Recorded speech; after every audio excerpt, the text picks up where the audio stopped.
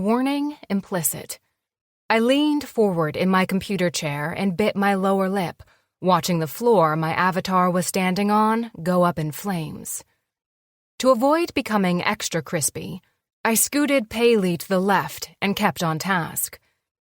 This was my big shot to show this group of elite players that I had what it took to join their guild as a healer.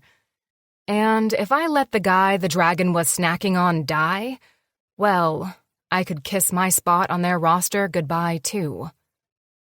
"Don't fuss, I've got it, Death Drop," I replied, calmly clicking through my healing rotation. I eyeballed Death Drop's health points like they were my own lifeline. The tide had turned in what had been a rocky fight, and now the dragon was going down, and it was a race to see if my healing could outlast the beast. A scant moment later, as my magic points ran dry, the dragon fell and the battle was won. Phew. "Great job, kiddo!" Death Drop yelled. I threw my hands up in the air and whirled my desk chair around, helplessly tangling up my headset cord. I didn't even care. I had shown the most badass group in the online role-playing game, Guilds of the Ages, that I was ready to join them, and I had saved the virtual life of the guy I was crazy about. I mean, sure, I didn't really know him, but we talked online all the time, for at least an hour or two a day for the last 2 months. I knew his name was Norman, and he was from a little town in the middle of nowhere, just like me. We were both almost 18, seniors, and wanted to move to New York City as soon as freaking possible. In fact, my Swedish-born grandmother, my Mormor, my mother's mother, who socked away money in her chest of drawers, had already secured an apartment for Norman and me, and we could move in right after graduation. I couldn't wait to meet Norman in person. He was so kind, funny, and loyal. As far as I knew, he never divulged the secrets I shared with him to anyone. It was a favor I reciprocated, never even telling this other girl I played with, Maxine, Max, that Norman and I were sort of a thing. I banished thoughts of Max from my mind at that moment, a twinge of guilt hitting me at the thought that I was joining a guild, a group of players who banded together to take on big challenges in-game. She personally hated because of their leader, some guy named Wrath. Well, I was signing up for Norman, and any drama could bugger off. I hated drama. I had enough of that in high school. My place in the guild assured, I went to an impromptu party the players threw to welcome me. Norman and I swapped to private voice chat where we could use each other's real names if we wanted. Though rarely did he call me Lois. He always had a nickname up his sleeve. His current favorite was Kiddo, which drove me nuts because I was only 2 months younger than him. Though he was insistent that he only called me that not because of my age, but because his favorite movie was Kill Bill, and I was so badass that I reminded him of the heroine, who I guess was called Kiddo a lot, too. I couldn't weigh in on the appropriateness of the nickname because I was saving the movie to watch with Norman. "You are so awesome tonight, kiddo," he said, his voice full of pride and affection. "I shouldn't have bothered to question you at all during that fight. You were on point the whole time." I whirled around in my desk chair again, butterflies having long since taken up permanent residence in my stomach and chest. "Thanks, Norm. You know, you were pretty great too," was all I could think to say. I was so damn flattered every time Norman said something kind to me. I wondered if he felt the same way when I said something nice about him. Did guys get all giddy over how much they love someone?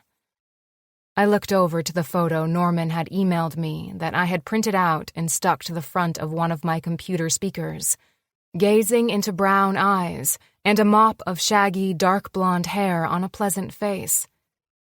Graduation was 2 months away, and the city was beckoning me.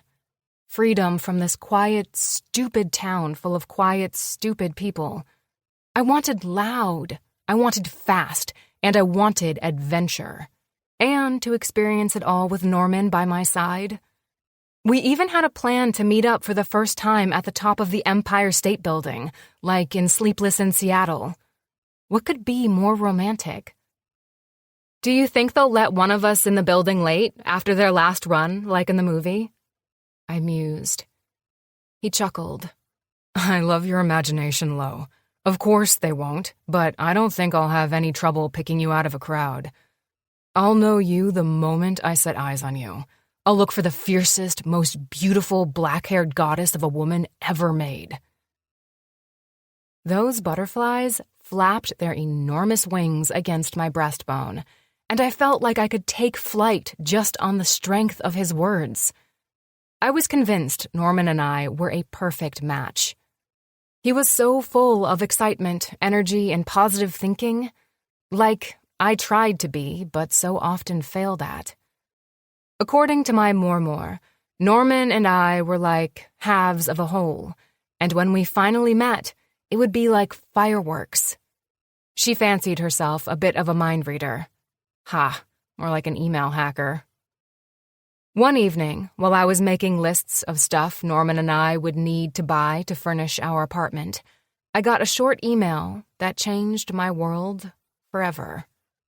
Lois, I have to tell you something that will hurt you, and for that I have many regrets. I will not be joining you in New York. I turned 18, and the first thing I did with my mother's encouragement and support was enlist. She always told me that enlisting at 18 after high school would be the biggest favor I could do for myself. I know this will bring my mother peace in the knowledge that I am serving a bigger purpose than myself, and will learn valuable life skills that I couldn't gain bumming around New York City. There will be no point in waiting for me, as I've put aside childish dreams. Please don't reply. I leave in the morning, and drawing this out will only hurt you. Regards, Norman. He didn't want to bum around New York. He was supposed to take 1 year off and then apply for computer science at NYU, where I was headed. And I got that his mother sometimes smothered him, but this? Enlist at 18 when we were at war? And why did this email read like it had been written by an AI pretending to be Norman? My heart felt torn into pieces as I lay on my bed and stared numbly at the email on my laptop, willing the cruel words away. He had just spoken to me about our rental not 3 days earlier, and now the very concept of us having a life together fell under the category of childish dreams? What the hell? Did he even know that the enlistment age was 17? And he could have avoided meeting me altogether if he had done this last year? Why did he have to drag me through his crisis of dreams and duty? 2 weeks later, I walked across the stage in my high school gymnasium, graduating with tears blurring my vision. I was still leaving for NYU, but according to that email I'd gotten, I would be going it alone. In a move I hadn't dreamt of and still couldn't understand, Norman had bailed on me. Now I wouldn't be surprised if I never saw that pleasant face in person for as long as I lived.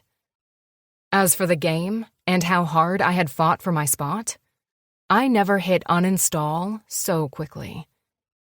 In my heartbroken disappointment, I had learned fast that life isn't a game, and I quit the guild and never played again. 10 years later. I wiped down the bathroom counter and looked at the gleaming surface with intense satisfaction before turning back to my maintenance cart and whistling as I straightened up my cleaning supplies. My feet and back were a bit sore, but it was a good sore, like after a decent jog, or that goat yoga my best friend Max had dragged me to last weekend. Max was the reason I found myself here in Green Valley, Tennessee, instead of my old apartment in Queens. and while she claimed she had nothing to do with my employment at the Green Valley Public Library, where she also worked as a cataloger, I had suspicions she may have pulled a string or two, or 5. Working as a library janitor wasn't my dream career, but it paid a decent wage and money seemed to stretch further here in Tennessee. At least, it did when you got the ultra-cheap friends and family rent deal I had at my new place. All my landlord, Rose, asked for was that I pitch in on the groceries and utilities, which I tried to argue was unfair to her, but she wouldn't take no for an answer. My coworkers at the library were also beyond friendly, and it was good, honest work that was satisfying at the end of the day. I'd had an office job at a PR firm in New York, but it often brought migraines, anxiety, and homicidal tendencies every time someone grabbed my ass or ordered me to grab them a latte. My exodus from New York was compelled by a few reasons, but my fate was sealed when, on a particularly vulnerable night for me, I confessed to Max that my job was on the chopping block and that managing to raise a daughter solo in the city was a task I worried I was failing at. I wanted her to have the opportunity to experience wide open spaces like I did growing up. And with just me at the helm and no car, day trips out of the city were few and far between. Why was I raising a daughter solo? Well, to put it bluntly, I got knocked up and married too young to someone who didn't know himself well at the time. Now David, my ex, was with his new love, Philippe, on a French vineyard. He sent regular child support, but we still always seemed to be up against it with bills. And I felt like a failure for not making more money. I wasn't being fair to myself, or David, really. He worked hard on the vineyard to support Elsa, and he was a great dad to her, even paying for trips back and forth to bring her to France for summers and alternating Christmases, like he was going to do this year. He was also like family, once I'd gotten past the initial shock and heartbreak of finding out my husband was gay. Now, that was no easy task. It took 2 years of therapy and some deep introspection to decide if I wanted David to be part of our lives in a permanent way. I pushed down the stab of pain at missing my baby's 6th Christmas and hummed my favorite carol as I wheeled my cart to the maintenance closet, fished the keys out of my pocket, and unlocked the door. Pushing the cart inside, I checked over my inventory, made a note of what was running low, grabbed a rubber glove, and then smiled as the clock hit 5. Max would be down in the basement with headphones on, cataloging her heart out, so I continued our usual ritual and, after locking the closet up, went to fetch her. Until I could afford my own car, Max was providing me with rides to and from work. Now, this temporary solution I could handle in the short term, considering we worked in the same building with the same hours, and I lived with Max's mother in her big Victorian house. However, aside from what I needed for Elsa, nothing but the essentials were being bought before I picked up a used car. I had my eye on one at the Winston Brothers auto shop, and, with this month's paychecks, it was within my reach. I had been told that the Winstons sold classic cars, and while my heart ached for a 1965 Mustang Fastback, Bo Winston, one of the owners, had told me they had wound up with a 2018 Nissan Sentra in excellent condition that they were keen to sell.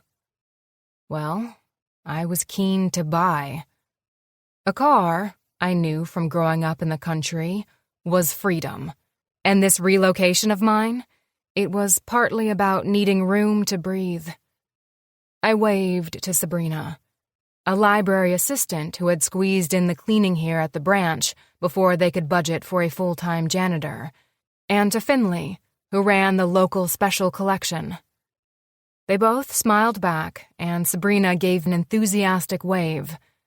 Finley did a rather frantic hand gesture when she saw me, and I grinned and made my way over to her. I'd bet anything she didn't get the book club reading done. "Psst, Lois," she hissed. "I didn't get the book club reading done. Max is gonna kill me. This is the second time. You have pull with her. Can you make sure she doesn't kick me out?" I smiled wide and shook my head. "I have pull with her? You make her sound like a mafia boss."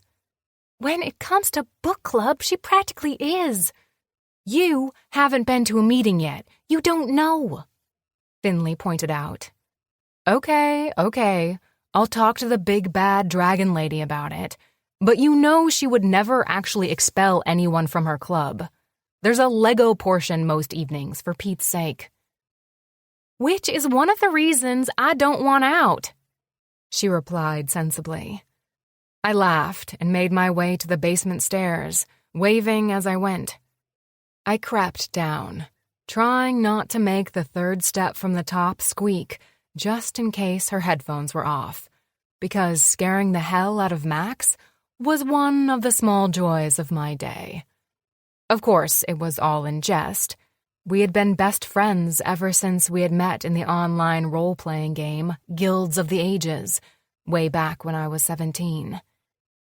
In fact, I had never met Max before this relocation to her hometown.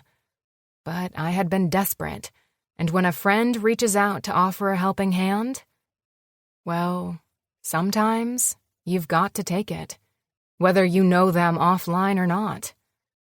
As I saw it, the only good thing to come from my foray into online gaming had been meeting Max. She had been my rock more than once, and this invitation to Green Valley was so Maxine. I loved her to bits, and she was a sister of my soul. As expected, Max was at her workstation, a new book in one hand, and her other clacking away at the keyboard. She was in a perpetually happy mood these days because her boyfriend and his best friend were moving here from Florida tomorrow, along with their computer business.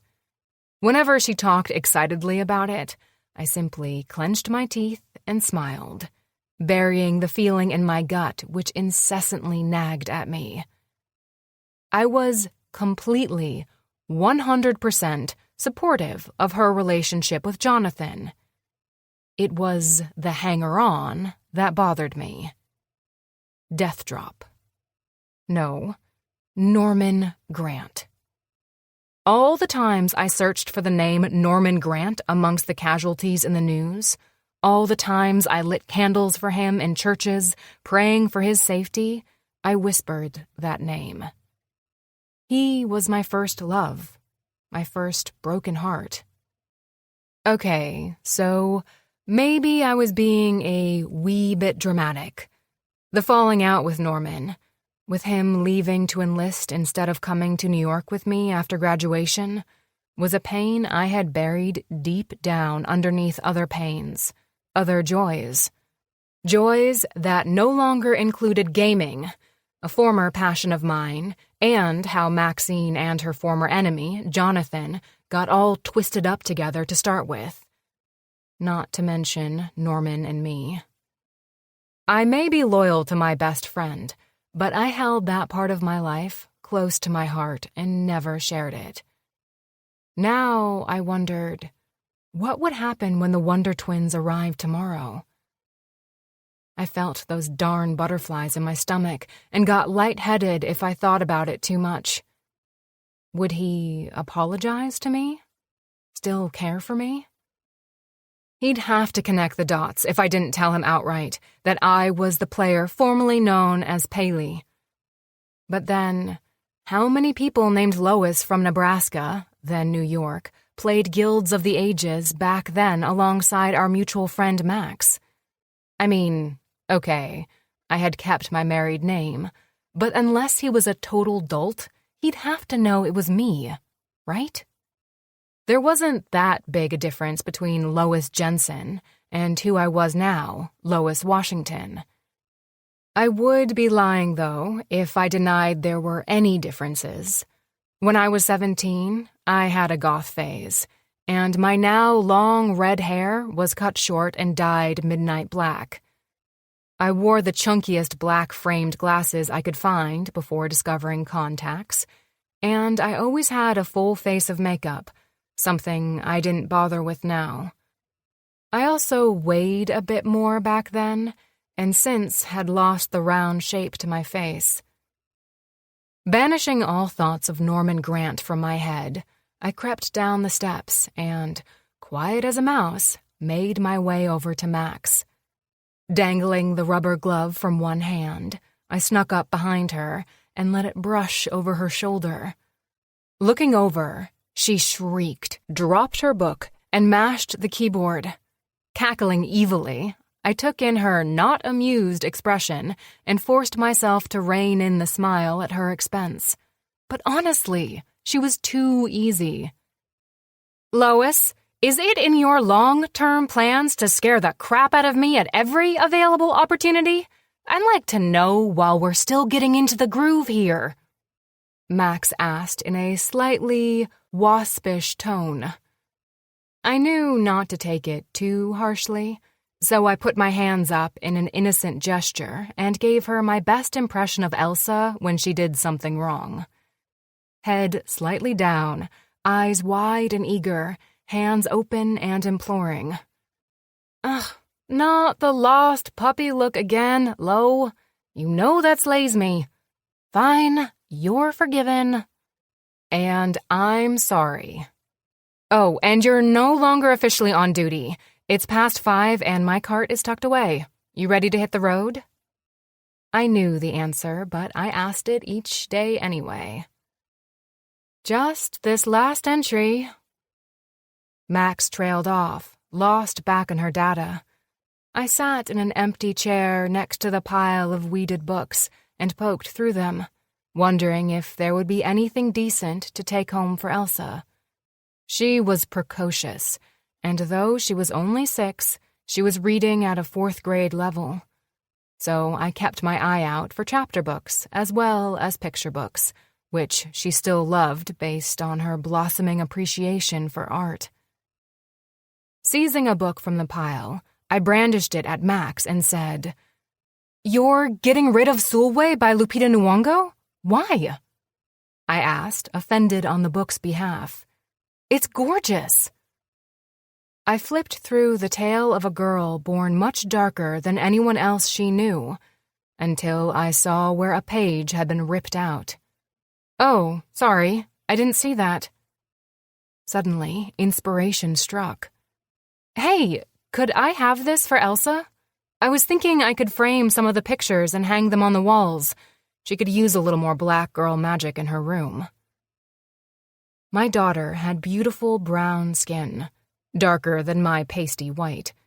She had also inherited her father's impish grin, dimples, and from somewhere got stunning gray-blue eyes.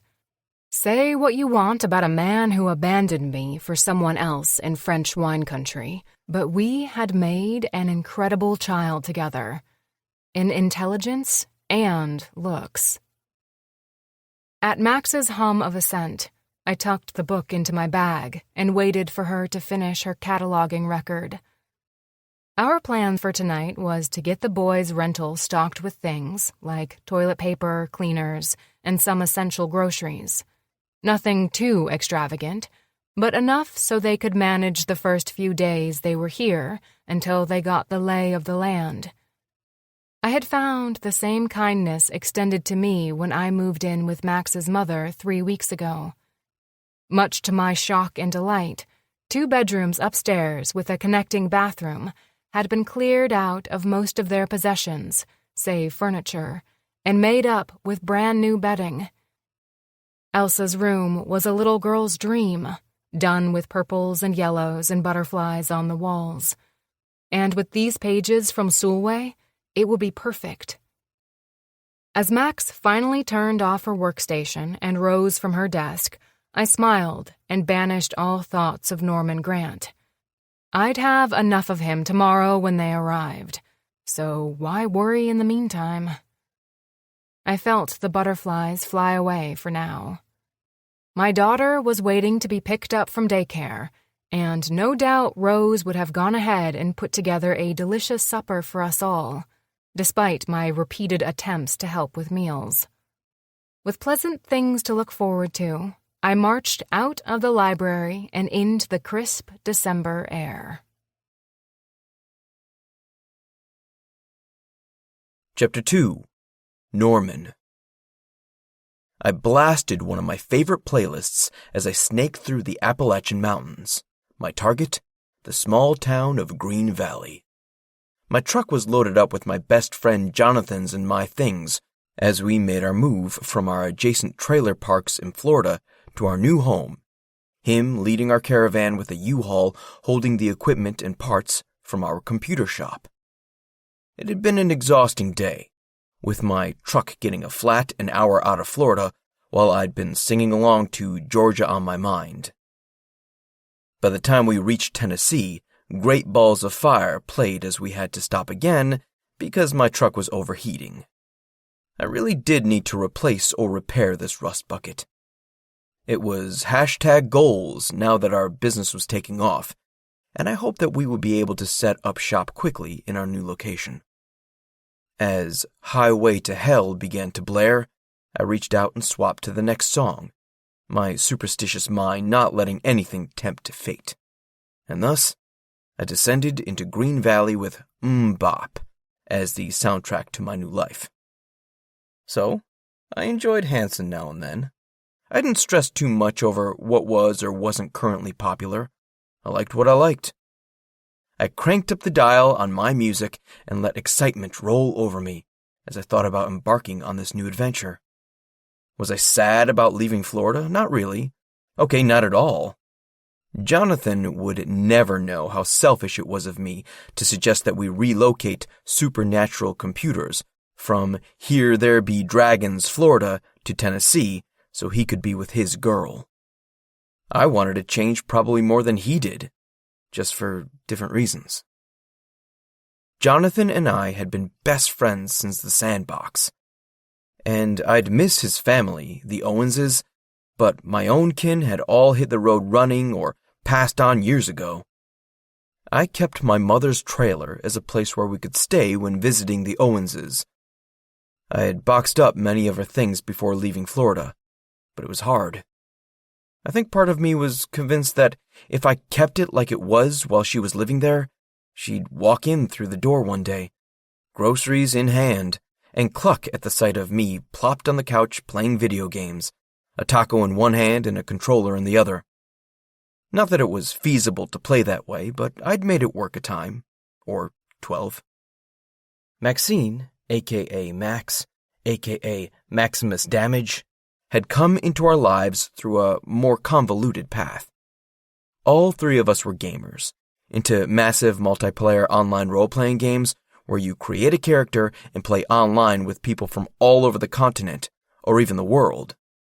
We'd known her since an old game, Guilds of the Ages, was popular, and she and Jonathan, a.k.a. Wrath, had been like oil and water in there, beginning a rivalry that would span a decade, lead to an epic romance, and take us on this journey to a new state to start over. This time as a team. Well, okay, they were the team. I was Norman, a.k.a. Death Drop, a.k.a. the Third Wheel. But online we were still playing together as members of the same guild in the awesome sauce game League of Magecraft. Think of a guild like your squad in the game. They were the ones who were there for you, in good times and in bad. Like when they celebrated your birthday and gave you sweet loot, or booted you out for a month as a lesson when you pushed a wee prank a bit too far. As much as I loved Magecraft, I didn't like thinking about its predecessor, Guilds of the Ages. A lot of crap went down in that game that not even Jonathan knew about. And if I let myself go back there and linger, I saw a confused, deluded 17-year-old boy facing a future of fighting on some foreign shore, who desperately wanted to pretend it wasn't going to happen, that there would be another path for me somewhere, somehow. But no, I'd followed in my father's footsteps like my mother wanted and enlisted right out of high school, for all the good it did me. My mother was from a military family. Her father was a war hero. She had married a military man who became a war hero. And with me, I'm sure she wanted to go 3 for 3. And then there was her, an amazing girl who was regrettably hurt by my fantasies, and she was the main reason I didn't let my thoughts stray back there too often. I didn't like feeling like scum, and hurting her like I did put me firmly in that territory. As we entered Green Valley proper, my GPS let me know we were less than 5 minutes from our rental. It was as cheap as we could find, and I wasn't expecting much, but I didn't need much. I had lived in far worse places than a possibly moldy 1-bedroom with a pull-out couch. Jonathan had insisted I take the bedroom, which I assumed was because he was going to be spending a lot of nights at Max's place, and to assuage his non-necessary guilt over the move. I'd told him we'd Mario Kart it out for who got the bedroom, but he was holding firm on me having it. As I scratched my beard and sang along to the music, I bopped my head and took in the sights. Objectively, it wasn't a hopping town, but compared to where I was from, it was practically a booming metropolis. And there was a charm about it, all decorated for the holidays. We finally stopped beside a place called the Dewdrop Inn. The proprietor also owned the house beside the inn for long-term rentals, and it was just our luck that she had a first-floor apartment available. We had to stop in front of the inn because parked by the rental house was a well-loved, ramshackle, blue Jeep, and standing near it, 2 women and a kid playing jump rope. One of the women I recognized instantly. She was a beautiful, curvy, fair-skinned brunette, jumping up and down in excitement. I watched as my best friend leaped out of his truck, ran over to meet her, and grabbed her around the waist, kissing her passionately. Feeling rather uncomfortable spying on their happy reunion, which, I have to say, was a tad enthusiastic for broad daylight on a public street, I turned my attention to the other woman, the one who was shooting daggers in my direction. She was tall, lanky even, and had red hair that flowed straight down over her shoulders. I could tell she was pretty from even back here. But why the hate stare? Women usually saved that for our first date. If I could find a sweet girl with a tolerance for gaming and patience with my disability, I'd be set. But I seemed to get mashed up with every harpy in Florida when I'd waded into the online dating pool. I'd given up dating altogether years ago because not even my puppy eyes could hold up against the wrath of a woman like the one in front of me. I broke off eye contact, on the off chance she decided to turn me to stone with her glare. Knowing my hip and left leg were going to give me hell when I put weight on them after sitting for so long was delaying me from joining the group. But I couldn't put it off any longer and be a creeper in my truck. Eventually, I'd need to go to the bathroom, if nothing else. I grabbed my cane from the back and slowly made my way out, wincing as I touched down on solid ground. Yeah, that hurt even more than I had thought. Fuck. I put my right hand onto my left thigh and rubbed it, not able to stop the nerve pain, but at least it felt like I was doing something. What I really needed right now was to get inside, do some stretches, maybe lie down, and pop some painkillers. Nothing hard, though. I'd fought too long to get off those. So some acetaminophen or ibuprofen, mixed with some gabapentin for nerve pain, would have to do. I closed my eyes and heard the laughter of a child nearby. Must be the kid who was using the jump rope near the woman who looked at me with the loathing in her eyes. Despite the pain, it was hard to keep my trademark grin off my face for long. Returning when I heard a familiar voice shout, "Norman, get your ass over here for your hug!" I started over toward the group and a body slammed into mine. I wrapped Max up in both arms, my cane bobbing in the air behind her back.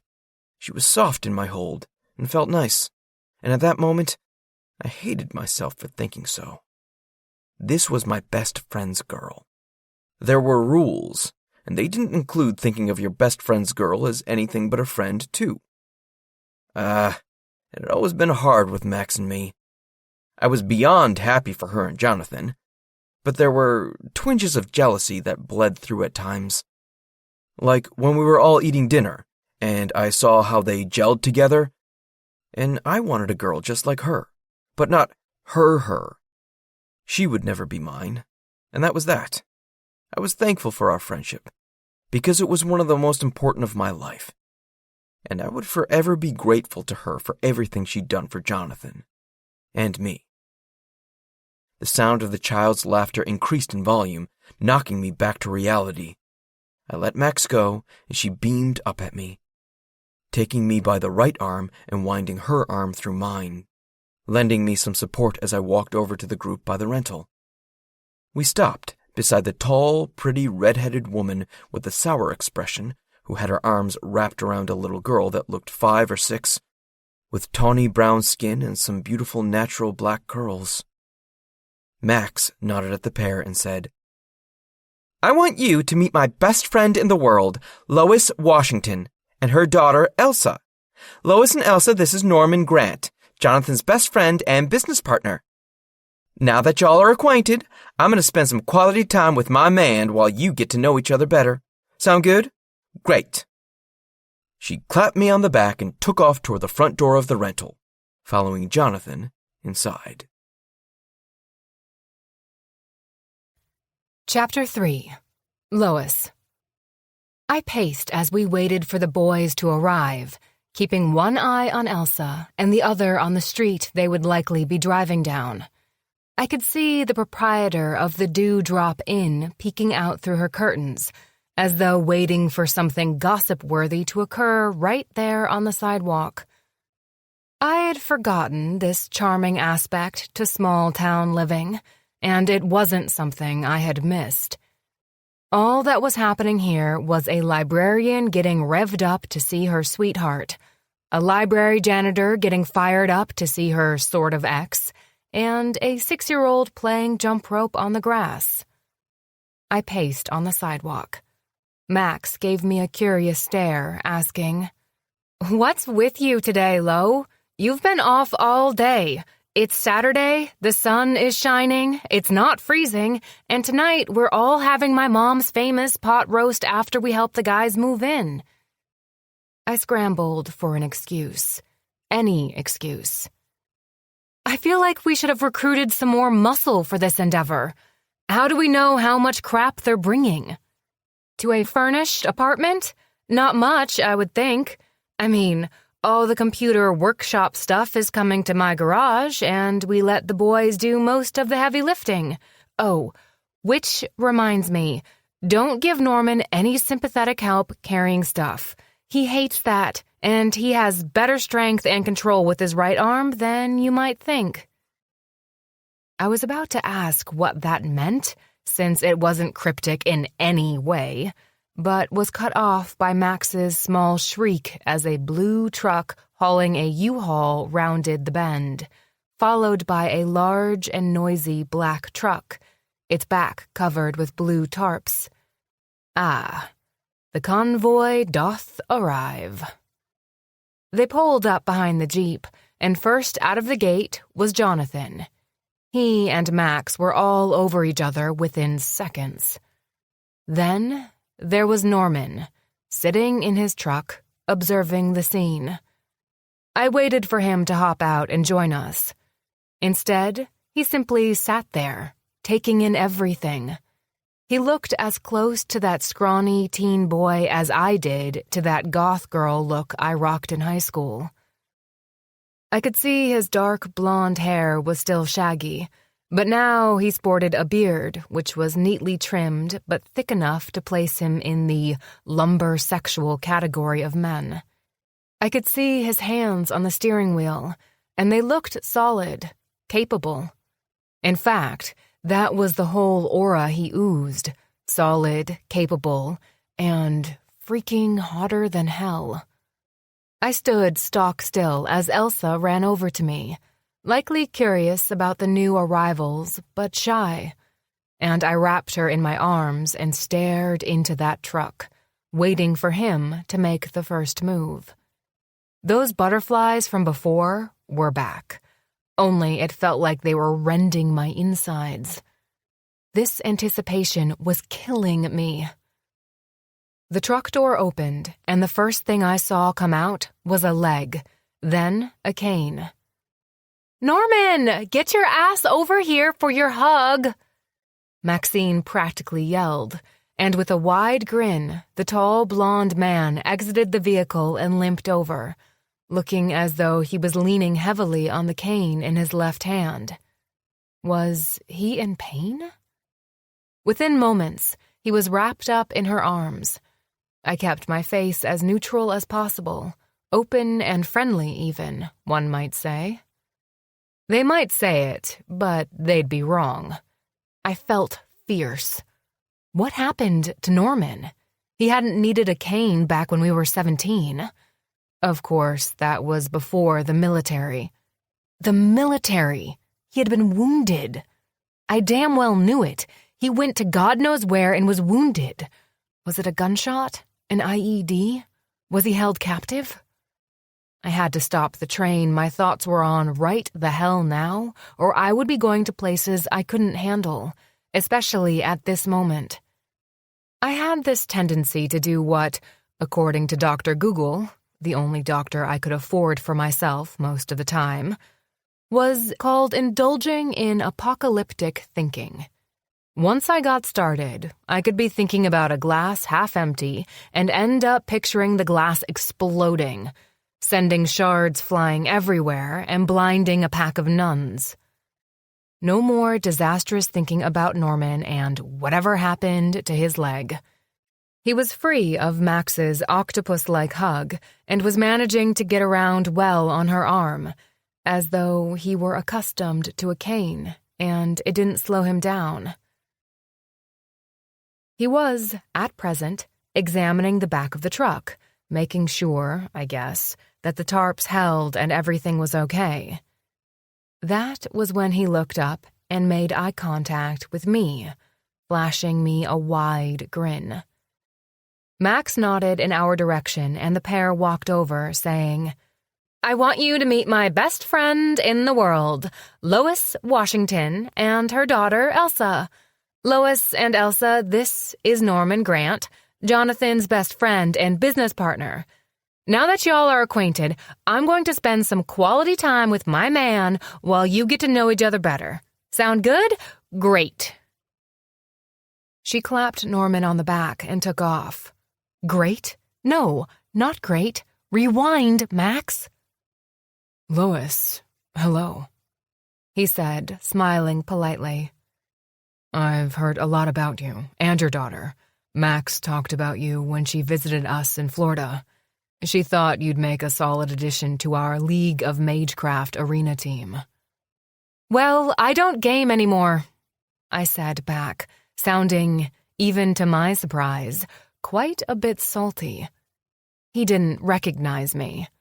I didn't realize until that exact moment how much I wanted him to, and how much it hurt that he didn't. He nodded slowly and stretched out his hand, saying, "It's nice to meet you anyway." I waited for any glimmer of recognition in his eyes. Seeing none, I decided to take his hand in mine. It was warm, and his skin was a bit rough, him obviously working with his hands. I was touching Norman Grant. How many times had I dreamt of this moment? I suddenly felt dizzy, dropping out of the handshake, then shaking my head to clear it. "Focus, Lois." "Thanks. From both of us," I said, gesturing over to my baby who had wiggled free of my arms and resumed skipping. Okay, so 6 wasn't technically an infant anymore, but she'll always be my baby. I carried her under my heart for 9 months of fear and terror and peace and completeness that I'll never forget. And she was not named after a character from Frozen. She bore the name of my Swedish grandmother, my Mormor, since she raised me after my mother's death. I never knew who my father was, so Mormor had been it for me, and it was my honor to name my child after her. "She's a cute kid," Norman said politely and grinned at me. "So, do you come around here often?" He gestured to the sidewalk with his free hand. I barked out a laugh before I could stop myself. Damn, Norman. He'd always had the ability to make me laugh. But laughter or no, this was it. Finally, after 10 years, I would get my answers, and I would knock the smug expression right off that handsome face. That handsome face, which had no clue who I was. No, I'm a recent arrival in Green Valley myself. I moved here 3 weeks ago, from New York City, I said pointedly. Still no recollection on his face. How could he not know? Had whatever calamity that befell his leg also injured his brain? We'd emailed each other pictures, for God's sake. Of course, back then I looked like what some might call completely different, but I was still the same person. I wasn't totally unrecognizable, was I? Well, if he wasn't going to acknowledge our previous relationship, maybe I shouldn't either. Unless he did have a brain injury. I'd have to stealthily find out. And if there was one thing I was skilled at, it was subtly ferreting out information. Mr. Norman, what happened to your leg? Elsa asked from the couch she was sitting on, playing with her favorite stuffed bunny. It had been 2 hours so far, unloading the truck and unpacking things inside, and we were almost finished when out dropped that bomb from my kid's mouth. I shouldn't have been surprised. Elsa was a curious child and spoke her mind, even after I continued to do my best to teach her when and where it was appropriate. "I'm sorry, Norman," I said, helping Max put down the last box and looking to where the guys were grabbing us all drinks from the ancient fridge. "Don't feel pressured to answer her. And Elsa, what do we say to Mr. Norman?" She chewed on her bottom lip for a moment, and then, as though guessing, said, Mr. Norman, can you please tell me what happened to your leg? I couldn't help turning my face away from her so she couldn't see my mouth twitch. Then I turned back and kissed her on the forehead, running a hand over her curls. "At least she's polite," Jonathan said helpfully. "It's all good. I don't mind answering," Norman said, carrying his drink over to the couch and sitting down beside Elsa, handing her a juice box. "Curiosity is cool, and I appreciate that you asked so nicely." I watched as the man who was the boy I'd loved turned to my heart, my daughter, and said, "A long time ago, I was a soldier," he began. Aha! I knew it! The military had done this. "Well, I was sent to a country called Afghanistan. I can help you find that on a map later, if you'd like. The place I was stationed was small, but we had to go out every day on patrol anyway to make sure that the bad guys weren't moving in on the village nearby. One day, when we were out in a jeep— Like the kind Miss Maxine has? Elsa interrupted. "Not really, but sort of," Norman said. Lois, should I keep going?" At my nod of assent, he continued. "There was an accident, a bad one, because we drove over something dangerous. A little bomb that was placed in the ground on the road. My story isn't scaring you, is it?" With wide eyes, Elsa shook her head. Anyway, I made it out of the Jeep even though it crashed, but my hip, this part here, Norman pointed to his left hip bone, and my legs, especially the left one, got hurt badly. The rest of the story is boring, about how I did exercises in the hospital for a long time, and now I have to walk with a cane, mostly. By this point, I was standing beside Elsa's end of the couch and had one hand on her shoulder, rubbing in gentle circles. Here I had been plotting for the last 2 hours how to get that information, and all it took was a curious and slightly rude child.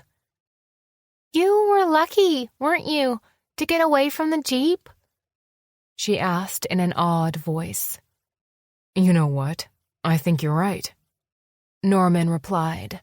He reached over toward Elsa's head and then stopped his hand just shy of her hair, pulling his hand back. Whoops, sorry.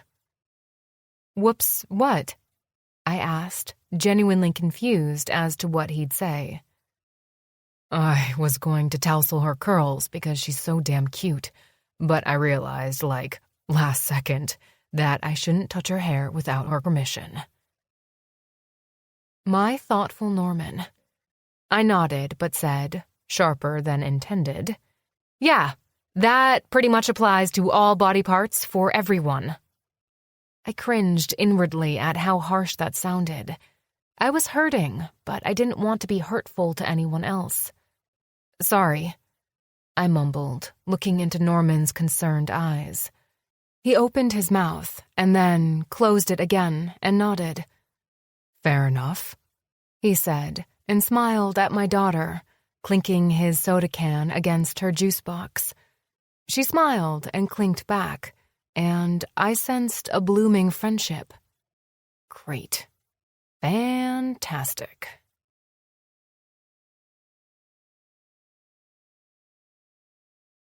Chapter 4. Norman. The smell of homemade food was mouth-watering as we made our way into the 3-story Victorian house on the other side of town. As I wedged in with Lois and Elsa in the back seat of the blue Jeep, I'd been told by Elsa that this was where they lived, with an older single woman named Rose, Max's mother. Max filled in that Rose also struggled with agoraphobia, a type of anxiety disorder which made it difficult for her to go out in public, and I got the feeling that she wasn't accustomed to large social gatherings of late.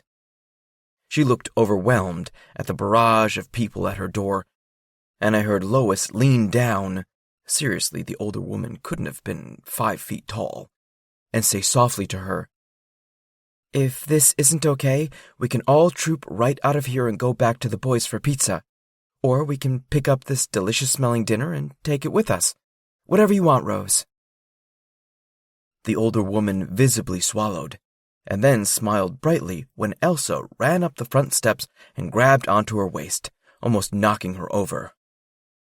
Rose leaned down and kissed Elsa's forehead, then included the rest of us in that smile, giving us our marching orders.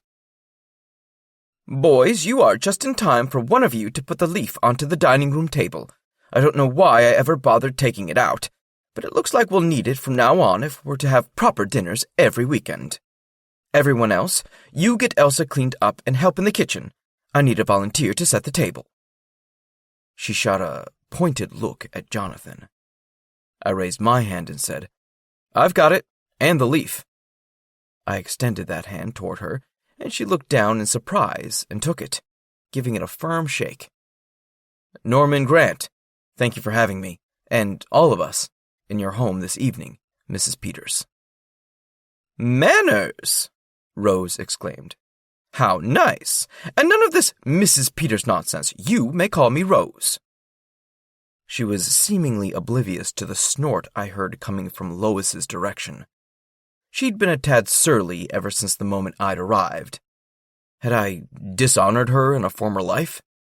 As Rose shooed me into the dining room and then showed me the leaf and the highboy with the dishes, I wondered if I could ask Rose about her tenant while we were alone. Rose, I began, leaning my cane against a chair and pulling the table apart so I could heft the leaf into place. Is Lois having a bad day or something? I mean, does she seem off to you? Lois? Why, no, she seems fine to me, sweet as pie, that one. Core of steel, though. You can feel it. She's got a strength in her. That's how she's gotten through everything she had to deal with. Well, that and the love of that child. I get the need to be a mama bear in this world sometimes, being raised by a single mother myself. But sweet as pie? Was she serious? The leaf now in place, and with me laying out the napkins while Rose followed along and handed me a giant pile of silverware, the rest of what Rose said sunk in. Everything she's had to deal with. I did some quick math. If Elsa was 6, as she mentioned 3 times since we'd arrived, Lois must have gotten pregnant when she was in her late teens or early 20s, based on her looks. That couldn't have been easy for her, being so young. I suddenly wanted to know Lois's story, all of it. I wanted to understand why she was so prickly towards me, or was it all men? Was she shooting those death glares at Jonathan too? What had the world done to her? After dinner, we retired to the parlor, as Rose called it. A fancy-ish room that had seen better days but was impeccably clean. I settled into a wing-back chair, and Jonathan grabbed a stool from another spot and carried it over, lifting my left foot for me and placing it on the furniture. I can't say I wasn't grateful at being coddled a bit, and my best friend knew I hadn't had time to rest after the drive and moving our junk into the rental.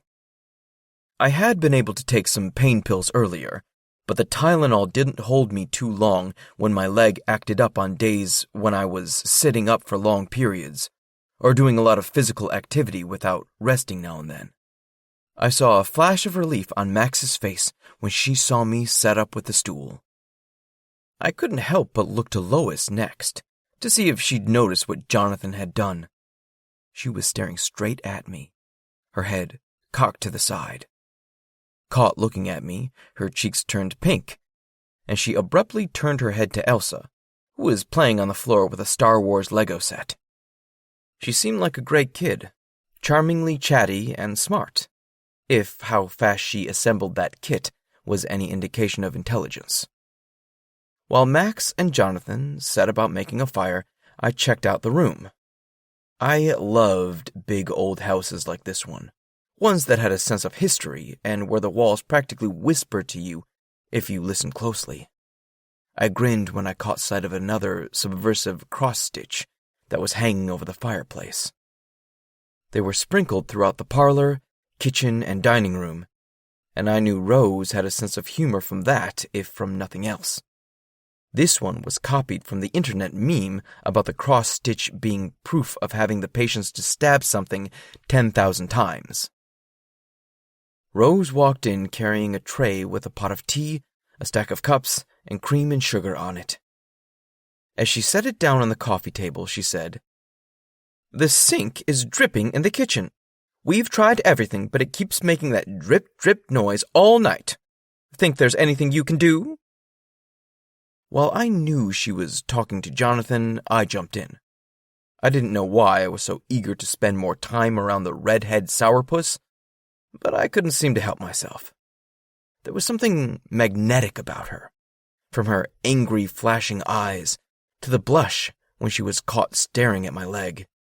I wanted to know what her deal was when it came to me, and I figured the best way was the direct approach. "I've got it," I said, nodding at her and Rose. "That is, if you don't mind me poking around with your plumbing. That sounded wrong. I mean, your pipes. If you don't mind me poking your pipes. I have experience, if that helps. I grew up learning chores like that from my uncle. He was a handyman." "That would be fantastic, wouldn't it, Lois?" Rose asked as she poured the tea. She handed me the first cup, and I accepted it gratefully while Lois murmured, "Yes, fantastic." From her tone, I could tell she'd rather have a colonoscopy than see me again in their home. Mr. Norman, can I play with your cane? Elsa asked, scooting across the floor, clutching her X-wing in one hand. She looked up at me with wide, earnest eyes in a gorgeous shade of blue-gray and flashed me a smile that revealed dimples. How could anyone say no to this kid? Like, ever? Honey, canes aren't toys, Lois said, sitting down cross-legged on the floor beside her daughter. This close to me, I could make out more clearly the splash of freckles across the bridge of her nose and under her eyes, which were a stunning green. Her skin was pale, and she had what looked like a natural peachy glow to her cheeks. It was supremely bizarre how every time I looked at this woman, she became more attractive to me, even if she obviously didn't like me without being bothered to get to know me first. Lois picked up a bowl of bricks and asked her daughter, "Why don't you play with your tauntaun instead?" "I don't like putting together the tauntaun. He winds up as a sleeping bag anyway," Elsa stated.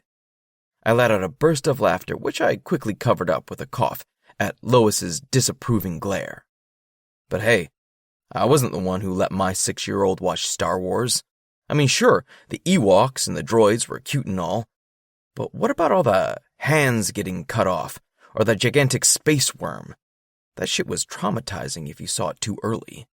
I'd had nightmares as a kid that Jawas were going to kidnap me and sell me for parts.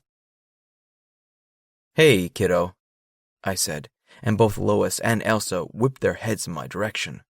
Odd. Elsa, I mean, would you mind if I put together your tauntaun for you? With your mommy? Lois looked like the last thing on earth she wanted to do was put together a bowl of Lego bricks with me. I waggled my eyebrows at her to get her goat, and she narrowed her eyes at me, while Elsa replied, "Sure. I'm going to blow up the Death Star." She got up and made pew-pew noises, advancing around the room, flying the X-wing with her right hand. With the daughter now gone, maybe I could get to what was bothering her mother. I carefully lifted my leg off the footstool, and then slid down onto the floor with an ungraceful plop. Wincing a little, I covered it with a smile and clapped my hands together facing Lois. "Okay. Bring that bowl this way, madam, and a tauntaun shall we have." "And a Han and Luke," she said softly, with a small sigh of resignation, handing me the instructions but keeping the bowl planted firmly beside her. I got the sense that Lois liked being in control of things, even if it was merely a tauntaun that was destined to become a sleeping bag. Well, no problem there. I scooted a bit closer and spread the directions out on the floor between Lois and myself. This was kind of cozy, and as she and I put the figures together, I tuned out the buzz and chatter of the rest of the room. Though I did notice Lois looking up frequently and keeping an eye on Elsa, who was, rather disturbingly, pointing her X-wing at a globe of Earth and making even louder pew-pew sounds. "She's a good kid, huh?" I asked, hoping to start on the right foot with her this time. "Well, obviously," Lois replied, one side of her mouth pulling up into a grin. "She's only attempting to blow up the very planet we live on." I knew it. The key to defrosting Lois's icy exterior was to talk about her daughter.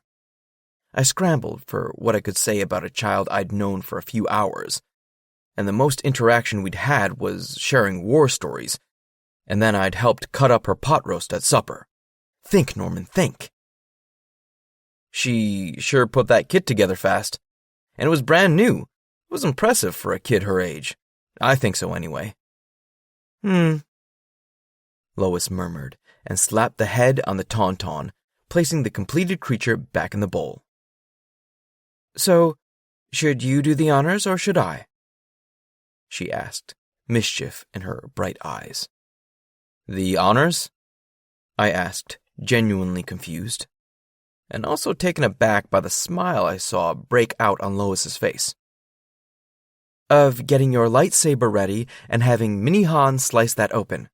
And voila, we have a sleeping bag." I couldn't help it. In that moment, it was the funniest thing I've ever heard. Because it was Lois, and she was talking to me like a regular person, not like a pebble in her shoe. We both burst out into laughter and shared a smile. Just when I thought we might be getting somewhere, though, she swerved a 180 on me. "It's time for Elsa's bath, actually. You'll excuse us." And with that, she was up and away, off to grab her kid and head up the stairs. I sat there dumbly, wondering how fortunes could change so fast, and practically shrieked when Jonathan's hand landed on my shoulder, taking me by surprise and making me almost piss myself. "Don't take it personally, Norman. I've heard she's a ball of sunshine wrapped up in common sense. You must bring something special out in her. So, hey, you should take it personally. Sorry." I swatted his hand away, irked at my failure to figure Lois out and discover what her problem with me was. Well, at least there was still a dripping sink in my future. Chapter 5. Lois. As I sat on the edge of the tub watching Elsa meticulously count bubbles in her bath, my angst was deep. What had I been thinking, bailing on Norman like that? I had been raised with better manners than that, and I had shamelessly used my daughter as an excuse when it wasn't even her bath time. I'd been scrambling because sitting there on the floor with Norman, I had felt like I was starting to enjoy myself when I was damn well supposed to be feeling like ripping his face off.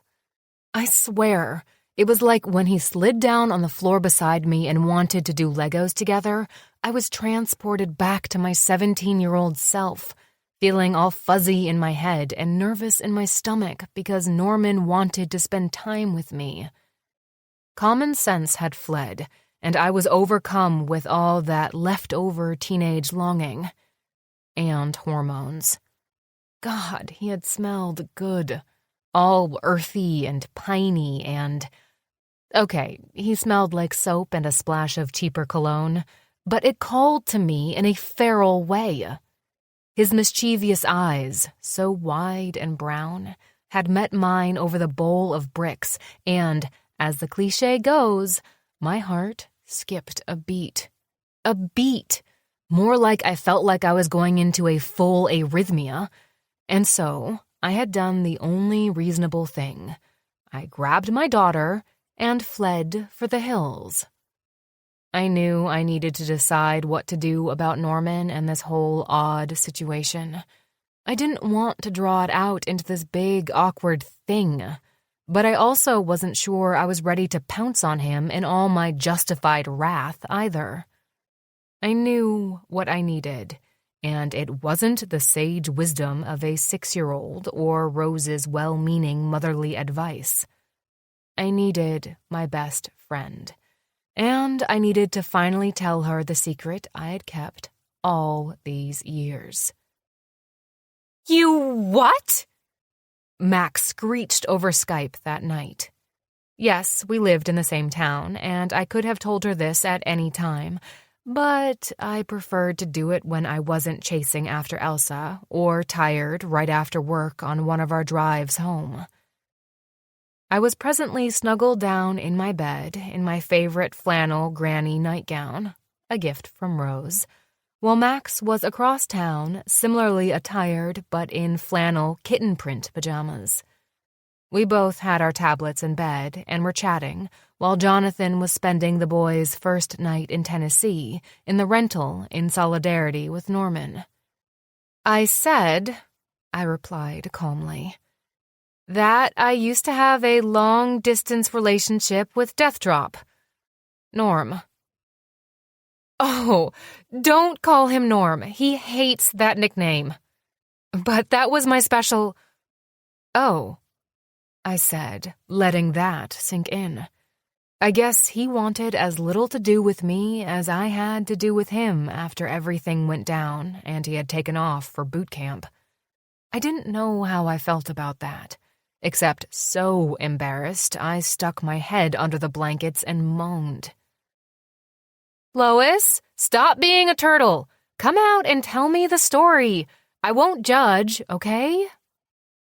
Max's voice floated from the tablet, and I let out a grunt of frustration and peeled the blankets back, poked my head out, picked up the tablet, and told my story.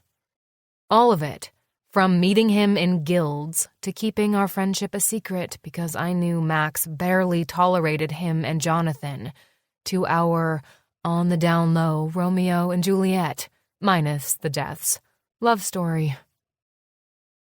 And he sent you a breakup email out of nowhere one day? When you'd even already found an apartment for the both of you in New York? That doesn't sound like Norman.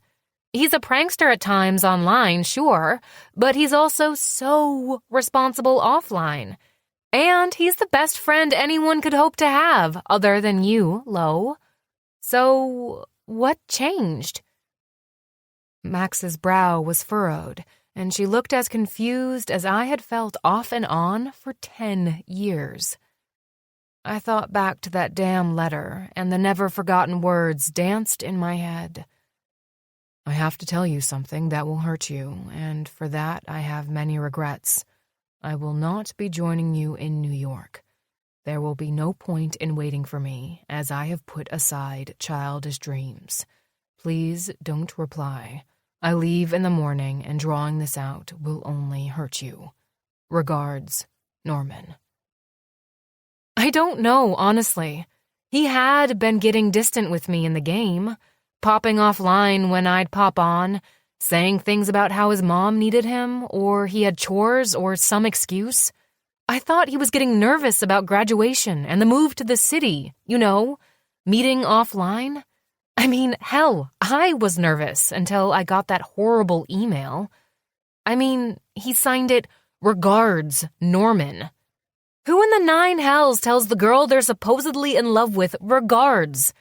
I was so angry, Max. Part of me still is. I think he's noticed the death glares I've been sending him, and I don't want to carry all this ugly anger again after I've moved on and put it behind me. But I guess if my reactions to him have meant anything, it's that I couldn't have really put it all behind me, right? Max was quiet for a moment. Then she said slowly, Lois, do you know anything about Norman's parents? About why he went into the military? His parents? Not much, other than he admitted his mother smothered him and practically shoved him into the service, and his father had drowned in the swamp near their home when he was a kid. What does that have to do with him and that email? Max scrubbed a hand over her face. I think you need to talk to him, Lois. Have a real talk. Tell him who you are. You look so different now. There's practically no way he would recognize you. There's no way I would even recognize you, and you have a different last name now. There are things about Norman's past that I think you should know, that I learned when I was down there staying with him and being there for Jonathan when he had his bipolar episode. But I don't think it's my place to tell you. It's like serious stuff, Lo. I think perhaps Norman was using Guilds of the Ages, New York, and his relationship with you to escape from the reality of his situation. My stomach roiled.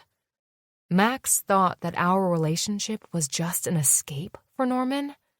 How could I accept that when at the time it meant everything to me? I need to go to sleep, Max.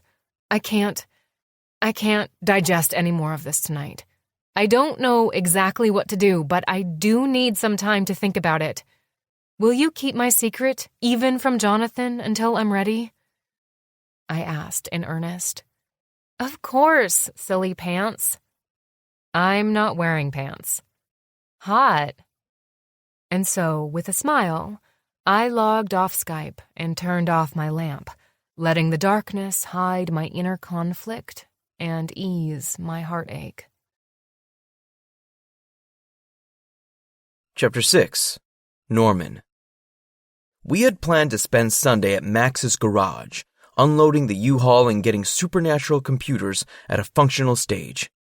Well, as my mom used to say, God loves it when you make a plan, so he can screw you over. She was cynical after my father's drowning, and had moved away from the church, as if it weren't obvious by that pithy gem. Anyway, my Sunday plans were a bust when I awoke with my leg screaming at me, the feeling of fire and deep-seated ache stretching from hip to ankle. Speaking of my hip, it felt like it was being crushed in a vice, and the pain shot across my lower back, which made me aware I'd have to be incredibly careful moving around today.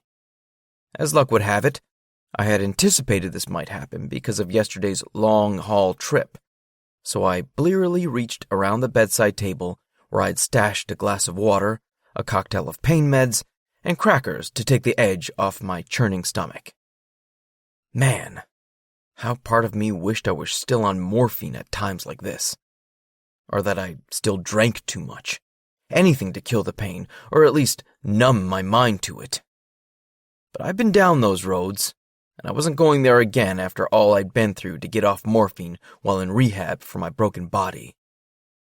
Then it was my friendship with Jonathan that got me away from drinking too much beer when I'd returned home. He suggested a different outlet for my frustrations and my pain. A newer game at the time, League of Magecraft. Once I'd had a bit of time to settle into that, I rebuilt Lucille, my computer, for the first time. And after an epiphany by either Jonathan or myself, who could remember when we practically shared a brain at times, Supernatural Computers was born. Supernatural because our hallmark was crazy custom builds, several of which had gone viral and brought us a steady business. Which brings us to today, and officially moving our headquarters from Jonathan's garage in Florida to Max's garage in Green Valley. An upward rather than a lateral move, as far as I was concerned. A knock sounded at my door, and I answered for Jonathan to come in. He stood in the doorway, looking at me and letting out a puff of air. I see your bedside pill collection is gone, and so's the water, so I'm guessing you're in hell, he said, leaning against the doorframe and crossing his arms.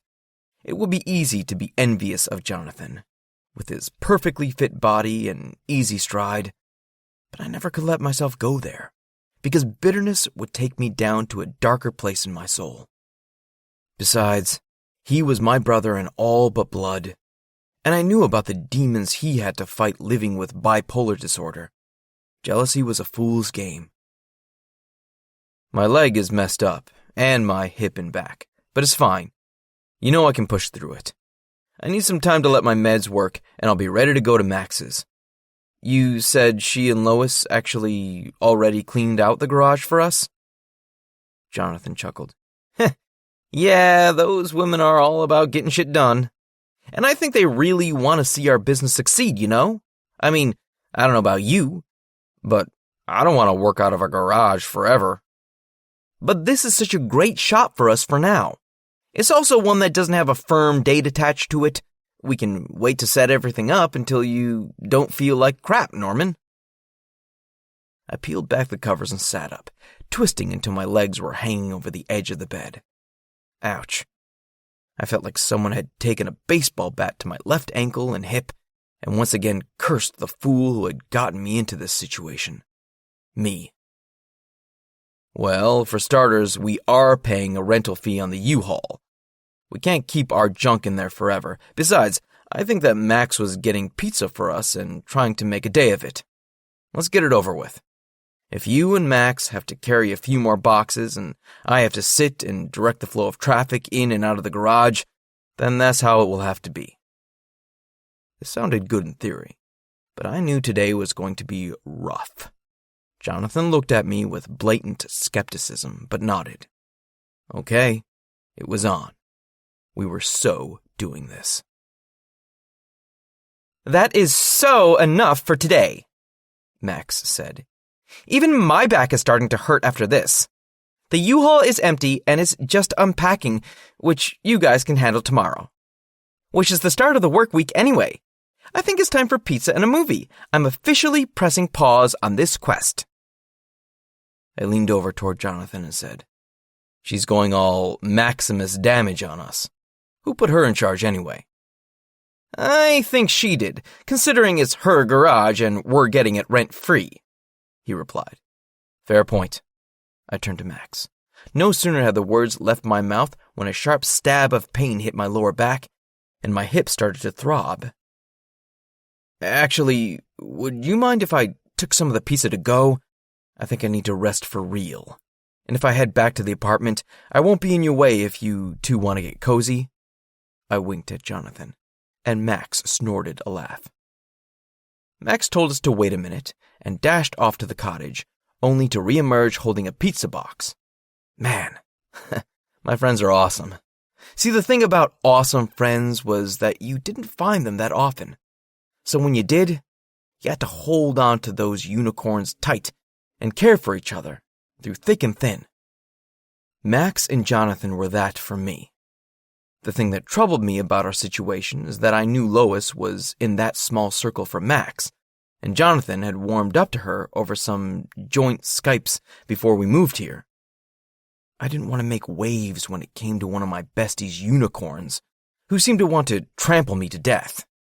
Okay, so maybe I was digging too deep into the metaphor, but I had wanted to be an English major. I liked metaphors. Jonathan took the pizza box from Max, and she gathered me up in the hug. Then, with a wave, we were off, and I was left pondering my problem. How would I get Lois to hop on board the Norman friendship train? By the time I'd made it through the pizza and half a season of Bridgerton, I had a foolproof plan. I knew how to get Lois to like me. All I had to do was convince her to join our arena team and play with us as a foursome. She said she didn't game anymore, but once a gamer, always a gamer. So maybe Norman Grant could get on people's nerves, but everyone loved Death Drop. Online, I was charming, I was mischievous, I was fun. Maybe if she got to spend time with me in-game, she would want to socialize with me out of game too. Get to know more of the real me. And we could all come together as a tight group of friends. I would love that, given that I knew exactly 2 people I could depend on in this whole state. Plan forged, I was ready to put it into action. But when would I see her again? There was this going-away party for Elsa tomorrow night Max had told me about this afternoon and invited me to. Hopefully my leg and back would cooperate and I would be there, ready to win Lois over and sway her to our team for some death drop time. I rolled over to get a sip of water and hummed "Hammer Time" as I did so. This was going to be great. I knew it. I was kind of psychic like that. Chapter 7. Lois. I softly whistled. It's beginning to look a lot like Christmas, as snow slowly fell outside the library window I was cleaning. Granted, there wasn't a lot of snow, only what my Mormor would call a light dusting, but it was enough to make me nostalgic for Christmases up north or in Nebraska. Satisfied with the state of the windows, which I had cleaned thoroughly after finding some teenagers dry humping against one, I prepared to do final checks and get things on my cart reset for tomorrow. I was whistling to cheer myself up because I was morose that this was my last day with Elsa. It was time for our biannual tradition of me hauling her out of school, or preschool as the case had been last time, and sending her off to France with her father. David would be flying into Knoxville tomorrow morning and staying overnight before flying back out with Elsa on the following day. I had gotten permission from our head librarian, Twee Nguyen, to take a later shift both days to run back and forth to the airport in Max's Jeep. I chatted with Bo Winston on my break earlier in the day, and he confirmed that the Nissan still had my name on it and that everything was fine with them receiving the down payment. I'd been terrified that the check wouldn't clear, even though I knew I had the money, which I think was a leftover from my days of juggling bills and always being in over my head. I'd refused to take the car until I had all the cash to buy it outright, and he was fine with that arrangement if I had reliable transportation in the meantime. He had offered me the loan of a Dodge Neon until I was ready to take the Sentra, but I had refused lest someone else needed it. 2 weeks from Friday, and it was an early Merry Christmas to me with my own car. By the time Elsa got back from France, I'd have a booster seat installed and all our favorite road songs loaded up and ready to go. For Elsa's last night, everyone was coming over again, even though they had just been on Saturday. The boys were bringing fried chicken and sides from a place called Jeannie's Country Western Bar, and Rose was making sweet tea.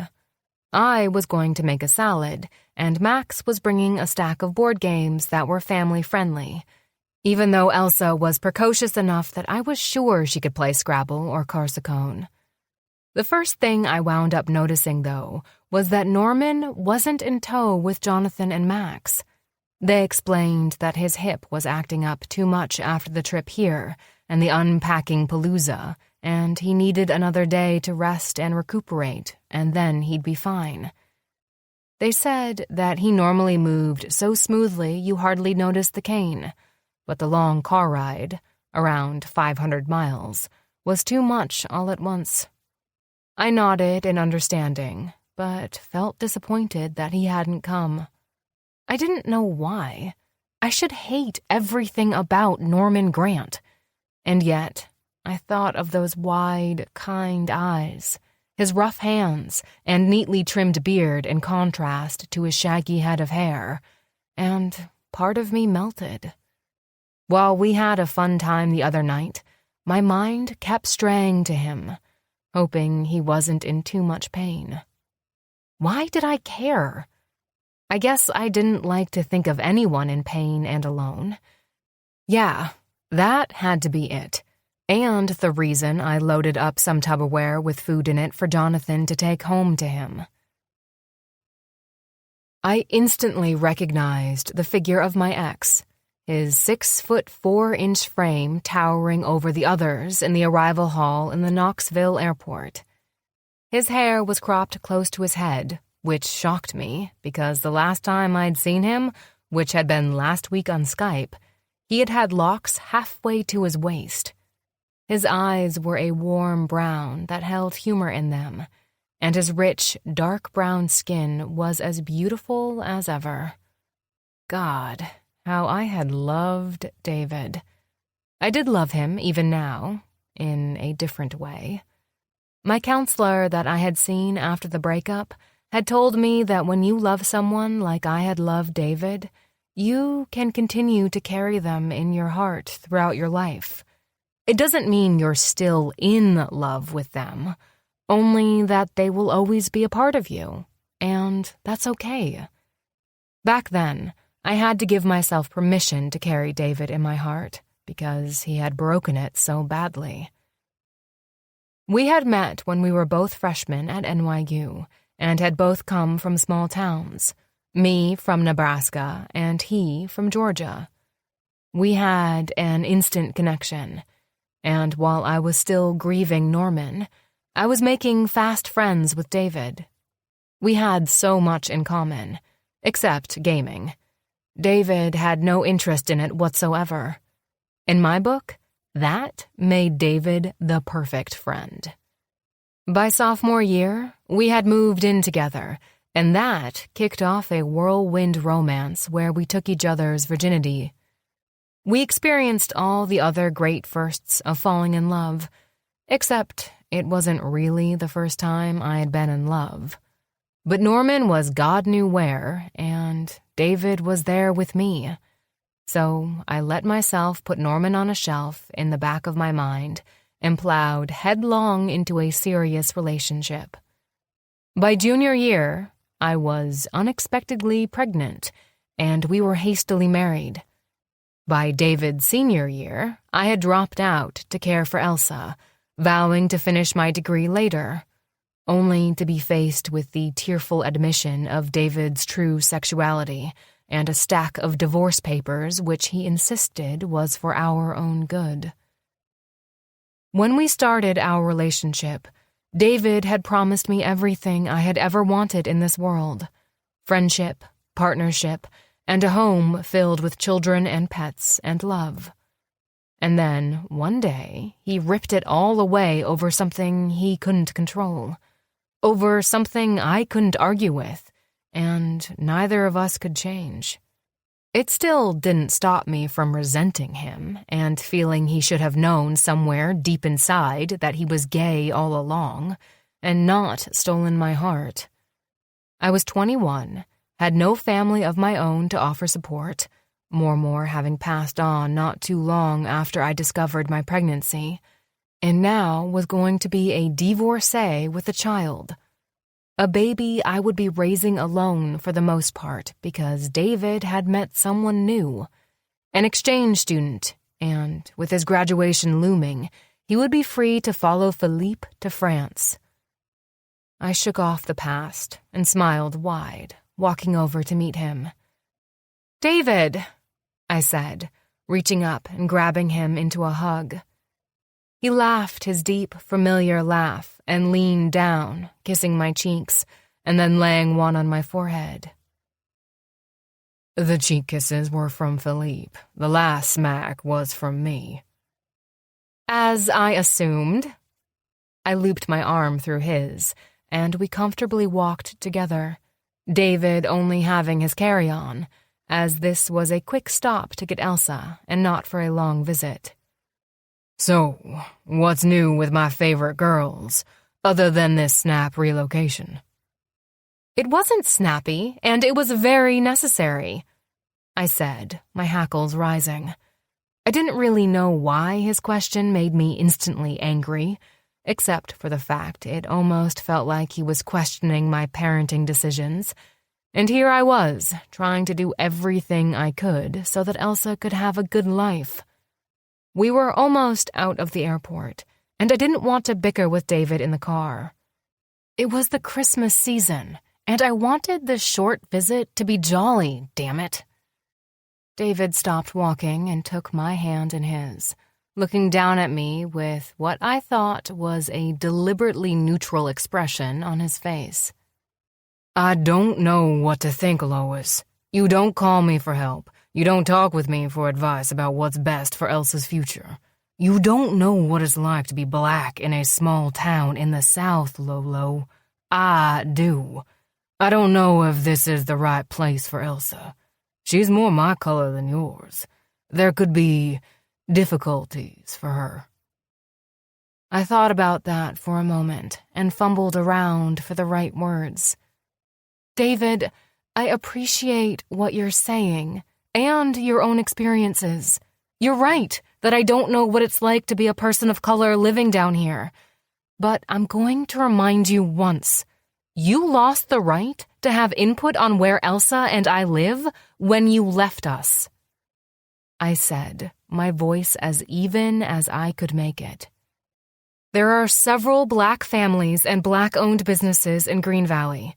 Everyone we've met so far has been kind to both of us. And I've talked to Elsa's teacher and principal. Even though she's only been there for a few weeks so far, she's fitting in at school, making friends. And she's not the only Black or biracial child in her class. I know this move may have seemed sudden, but I was drowning in New York.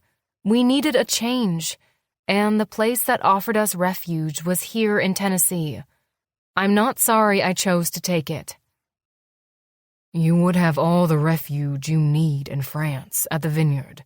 There's a caretaker's house on the property no one is using. Please think about it. We could raise Elsa together full-time. You, me, and Philippe." I sighed.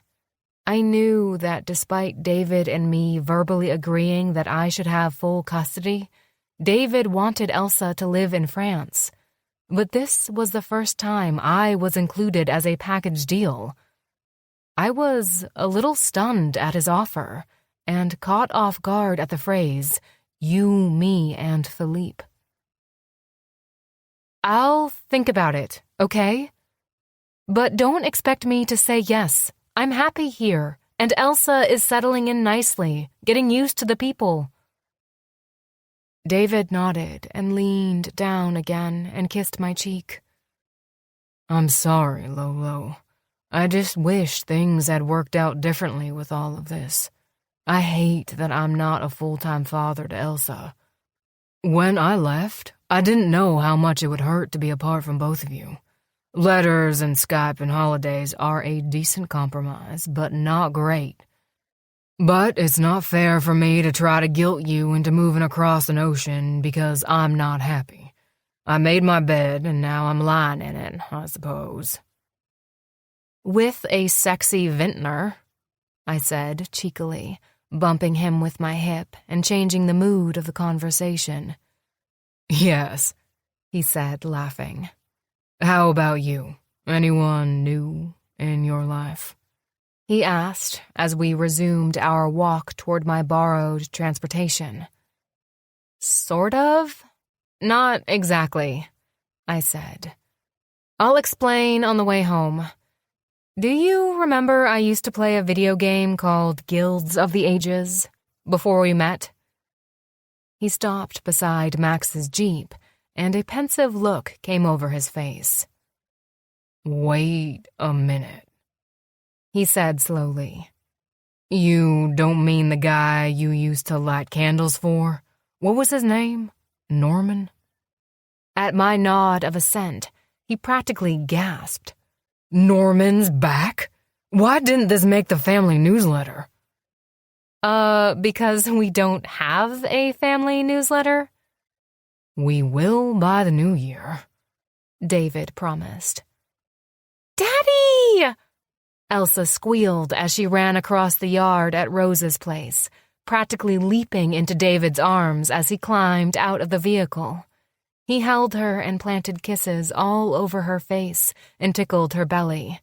She laughed and wiggled to get down, but then changed her mind when she realized he had shaved his head not too long ago, and there was new short growth. "Your hair is all gone," she said, her eyes wide.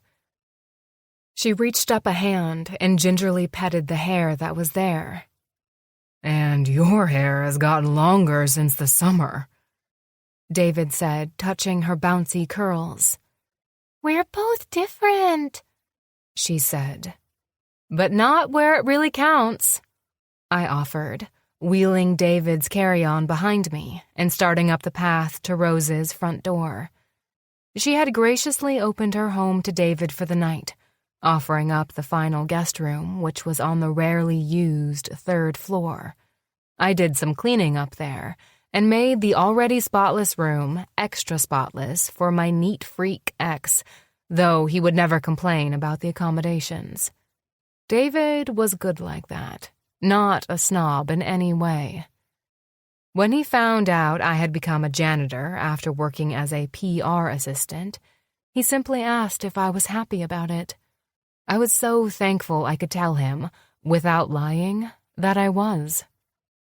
Dinner, prepared by new BFFs David and Rose, was a delight, and conversation flowed smoothly, mostly around Elsa, with David sneaking in questions about Green Valley. He stopped trying to play Sherlock when I gave him a look across the table, followed by a swift kick underneath it. And from then on out, it was all fine. We did the dishes as a group, except for Rose, whom David and I insisted watch Jeopardy, and rest a bit. For Elsa's bedtime, we decided to divide and conquer, an approach that worked well in co-parenting. David got Elsa her bath, while I went through the packing checklist I had made up and meticulously went over her luggage and carry-on to make sure she had everything she would need. I got teary-eyed as I put her fluffy bunny into the carry-on, knowing it would be as hard as ever to say goodbye in the morning. But this was simply the way it was. Elsa came barreling into the room in her favorite fuzzy purple pajamas and smelling of coconut body wash. She climbed up onto the bed and, practically bouncing, asked, Why did you cut off your hair, Daddy? David sat down next to her and tickled her side, Elsa bursting into shrieks of delight. I wanted to make a change, little bird. Like you and Mommy and this change from New York. Are you happy here, ma chérie? Oui, Daddy, she answered in the affirmative. Mommy and I shared a room in New York, and now I have my own, and there are butterflies and pretty pictures, and the library where Mommy works has lots of books I like. It's smaller than the one back in New York, but the people are as nice. At the mention of books, I hoped she got some sleep tonight and didn't sneak in reading under the covers with her flashlight. I gave her carry-on one last go-through and asked Elsa if she was sure she didn't need her rabbit to sleep. She got under the covers, and I leaned down and kissed her goodnight, a mix of joy and wonder running through me that this beautiful, smart little girl was mine. When we had first gotten married, David's parents had flown up to New York to meet me, and his parents felt like family right away.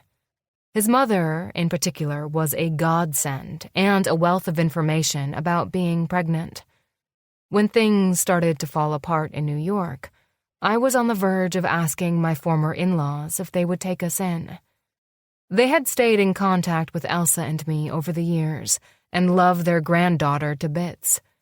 David, however, was estranged from his father after coming out of the closet, and I didn't want to make things awkward by moving in when I was on Team David.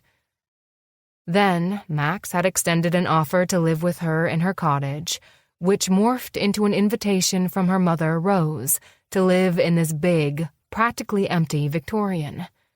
Rose said we had brought new life into the house and into her heart. I was more than happy to do so. The next morning, we were up before dawn to get Elsa and David off to the airport. Their long day of travel started early, and we knew from a few years of doing this to always overestimate how long it took to get an animated child ready in the morning. Elsa was chatty and got wired whenever it was time to travel. Too young to remember when it was me, David, and her, she loved Philippe and the various farm and garden chores there were to do on the vineyard. It was like a big, sprawling playground for her. Even in the winter, there was something to keep her occupied outdoors most of the time. Not to mention, she was on cloud 9 that it was almost Christmas. While David made sure Elsa got dressed in her traveling outfit and checked that she hadn't unpacked anything from her carry-on overnight, I made up a full breakfast. I set the food in the oven to keep it warm and walked back up the stairs, hearing Elsa's high voice and David's deep one as I advanced on her bedroom. They were both sitting on the bed, the carry-on in between them, and Elsa looked ready to fly. When Elsa saw me, she smacked a kiss on his cheek and then leapt off the bed to run to me, flinging herself at my waist and giving me as large a hug as she was able. "What was that for?" I asked, leaning down and kissing her forehead. "Because I love you and I won't see you for a long, long time," she said seriously. "It's only a month, sweetheart. You know how fast that will go on the vineyard, right, David?" I said, feeling good in these moments when we were together as a family. All we were missing was Philippe, but even he was here in spirit when Elsa and David started spouting off in French to each other. So it was a non-traditional family. But it was still a family. We had worked hard to make it that way, putting aside hurt feelings, guilt, and self-loathing to make it as happy a family we could for the sake of the little girl we all loved. "Yes, and there's a surprise waiting for you," David teased. "Did the baby horse get born?" Elsa asked, clutching her hands to her face like she was trying to contain her elation over the possibility of seeing a new foal. "My clever little bird. Yes, there's a brand new baby horse for you to help us take care of, if you think you can handle the responsibility. And something you can think about on the plane is what you want to name the foal. She's a girl. I can name her? Oh, je suis très heureux. I'm so happy. Daddy. Sorry, Mommy. My considerate daughter. She was going to be bilingual, I just knew it, spending so much time in France. She was already far more proficient in French than I was, but she knew the family rule was that it was rude to exclude someone from conversation if they couldn't speak the language you were talking in. I was learning French, mostly as a hobby, but also so Elsa could speak either French or English when she was home with me. I didn't want to stifle her because I couldn't pick up a language. And who knew? Maybe when Elsa turned 18, she would decide to move to France, and I would be the one traveling back and forth, or moving there too. I shelved those thoughts, refusing to think of my baby as a teenager spreading her wings and flying on her own. For now, she was mine, and David's, and Philippe's. And that was that. I reached down to grab her and tickle her, making her squeal and run laughing into David's arms. After watching them together for a long moment, I took her hand and led her down the stairs to our last meal together before the New Year. Chapter 8. Norman. My body felt great. The sun was shining and the birds were chirping, all making for a fantastic day in my world. Supernatural Computers was up and mostly running, with almost every box unpacked, tools and parts meticulously arranged by Jonathan and Max. Go figure, having a cataloging librarian around was useful for classifying all our shit. I focused on getting everything we needed for our current order on the workbench, so I could do what I did best. Build. I hummed Iron Man as I installed a motherboard and envisioned a workshop like Tony Stark's, complete with dummy on fire extinguisher duty. As it was, Max's garage was a step above what we had in Florida in terms of comfort, though we'd had more time to make the Owens' garage our own. With a little more time and elbow grease, this place would be near perfection. The single drawback was that we had temporarily stopped offering custom desks until we came up with a more permanent build site. Max had offered up her backyard for us to expand the garage and put up a small building, but we weren't sure we wanted to intrude on her property more than we were. The same deal went with Rose's house. She had an outbuilding no one was using, but she was already hosting 2 Tennessee newbies. Did she need the buzz of a saw and the thwack of a hammer going all afternoon on top of that? Nope. Not if we were running this operation anyway. That woman was what my mom would have called a real lady. Both Jonathan and I were charmed by her. Neither one of us wanted to make life more difficult for Rose. Thinking of Rose, that brought me around to the case of the dripping sink. As soon as I was done working on a few more parts for this project, I was going to take off early if it was cool with Jonathan and head over to Rose's place. I had found my uncle's tool belt, given to me when he died, and all I needed to do was raid the toolbox and load it up. I full-on sang Iron Man now as I worked, because even though I knew Lois wouldn't be there, I would get to spend some time with Rose. She had promised cookies in exchange for the sink repair, which excited me.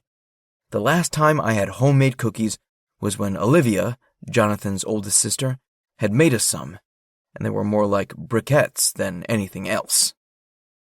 Once I got to a natural stopping place, I poked my head up and turned to Jonathan. I'd like to run over to Rose's to fix the sink like I promised, since I'm feeling good today and am capable of crawling under a countertop right now. Sounds fine by me. I'll finish up the project you were working on here in the meantime.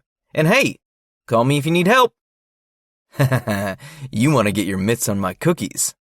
Are you kidding me? Of course I do. Have you tried Max's baking? Good Lord, there's nothing she can't burn to a crisp. She tries, bless her heart. but she's a frequent flyer at the Donner Bakery for a reason." Jonathan placed an empty chassis on his workbench, and I knew he was organizing things in his head to get the next 2 orders straight. With the move, we were backlogged, but we could catch up if we worked a weekend now and then, and especially if we could wrangle Max into helping us when she wasn't working at the library. The woman could build a mean machine when she had the time or inclination. I arrived at Rose's place at around noon, fully expecting to find her buzzing around her kitchen or watching a soap. However, when I knocked on her door, nothing. No bright and cheery face greeting me, no one shouting for me to come in. I surmised Rose must be out for one of her short walks. She was gaining ground in her battle with agoraphobia, and walks around her block were one way she was doing it. Figuring she'd be home in short order, I decided to follow her instructions should I pop by when she wasn't there, and use the spare key under the flower pot by the side door, which led directly into the kitchen. Whistling some BTS because I felt so fine today, I sang the English parts of Fake Love while I found the ceramic flower pot hand-painted with blue flowers. I'd had a thing for Korean pop bands for a few years now. Well, 10 to be exact, when the girl from Guilds of the Ages introduced me to them. Paley.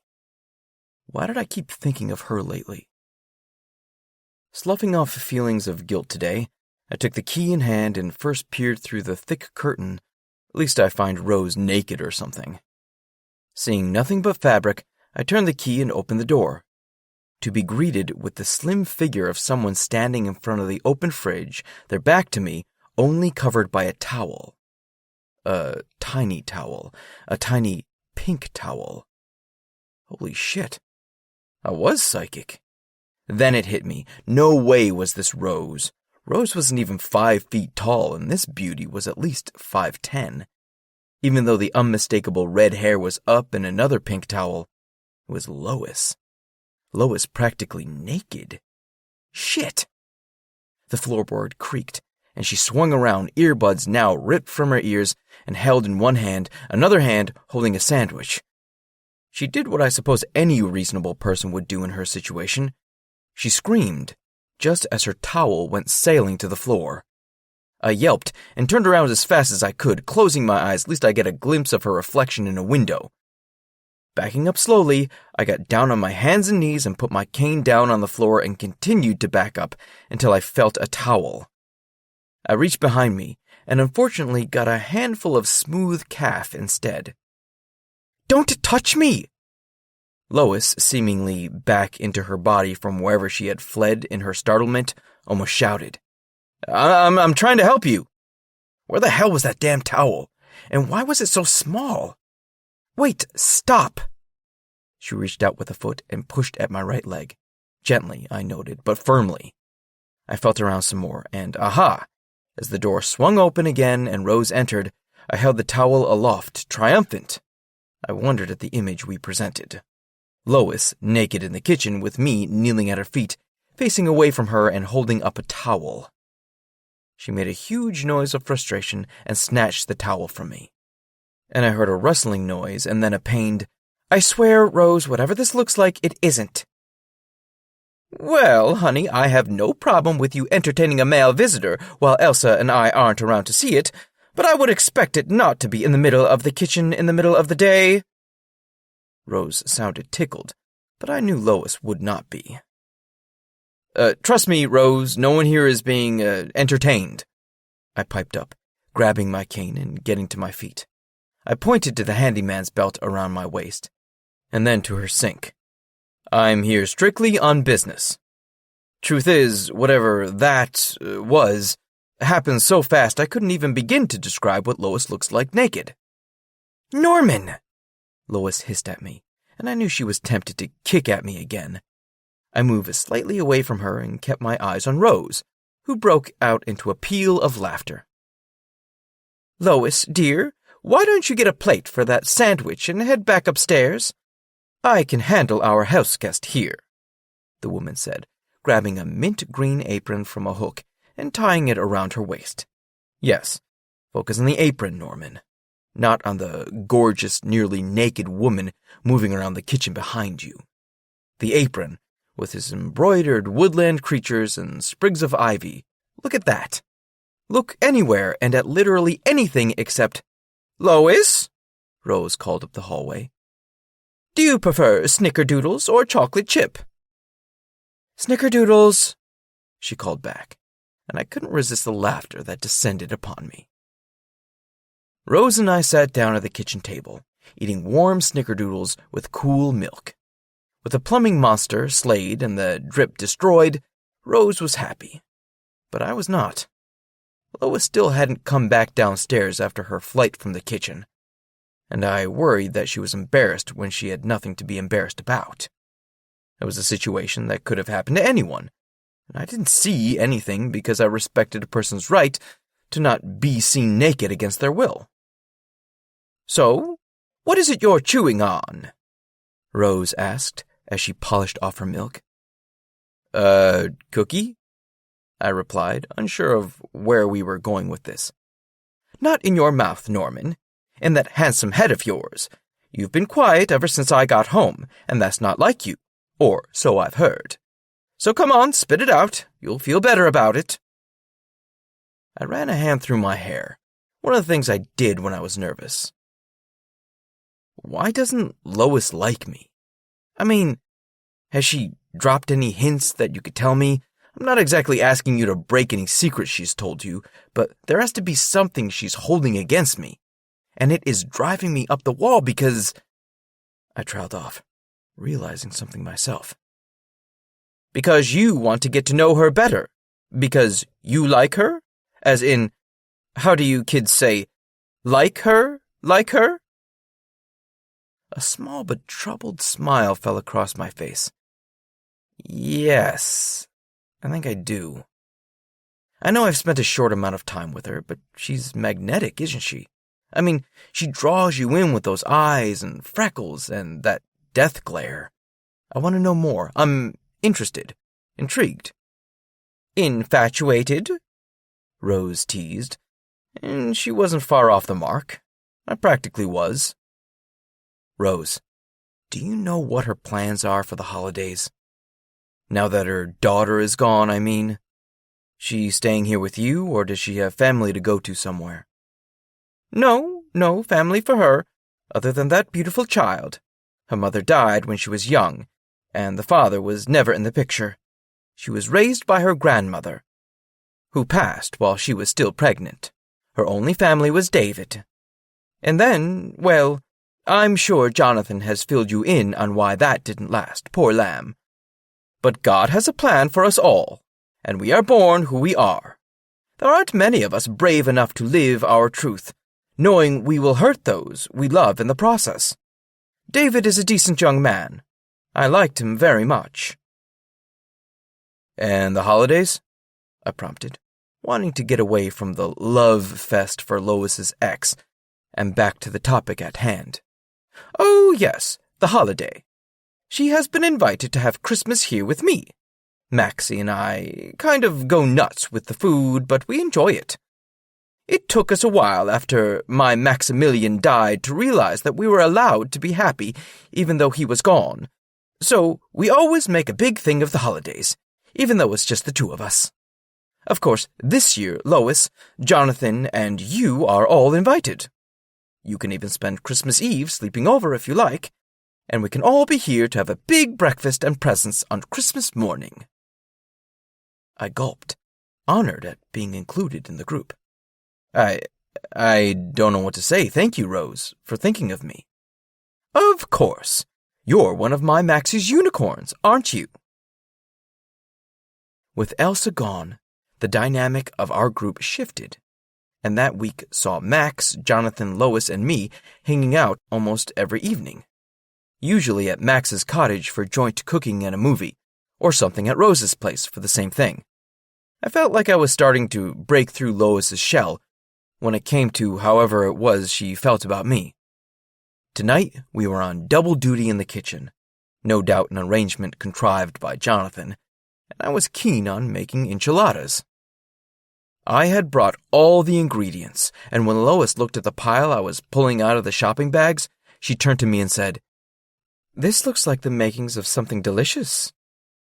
Startled, I stammered out, Yeah. Yeah, they're my mom's recipe for enchiladas. You've never known bliss until you've got your mouth wrapped around one of those." Realizing the possible double entendre to what I'd said, I turned a shade of red and grabbed the chopping board, while Lois, no longer able to remain stoic, burst into laughter. It was a sound that reminded me of everything good in the world, the ringing of bells at Christmas, or the laughter and happiness I brought to my mother the first time she saw me back from my time overseas. "I've never known bliss until I've had my mouth wrapped around your enchilada. Is that what you... You know what? Forget it.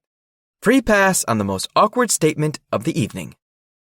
"Hey, the evening is still early, and Jonathan can be at least as socially awkward as me," I replied, chopping up a red bell pepper. She stood beside me and snatched a piece of bell pepper to eat. I grinned and raised my eyebrows at her, but she only looked like she was feeling around 20% guilty.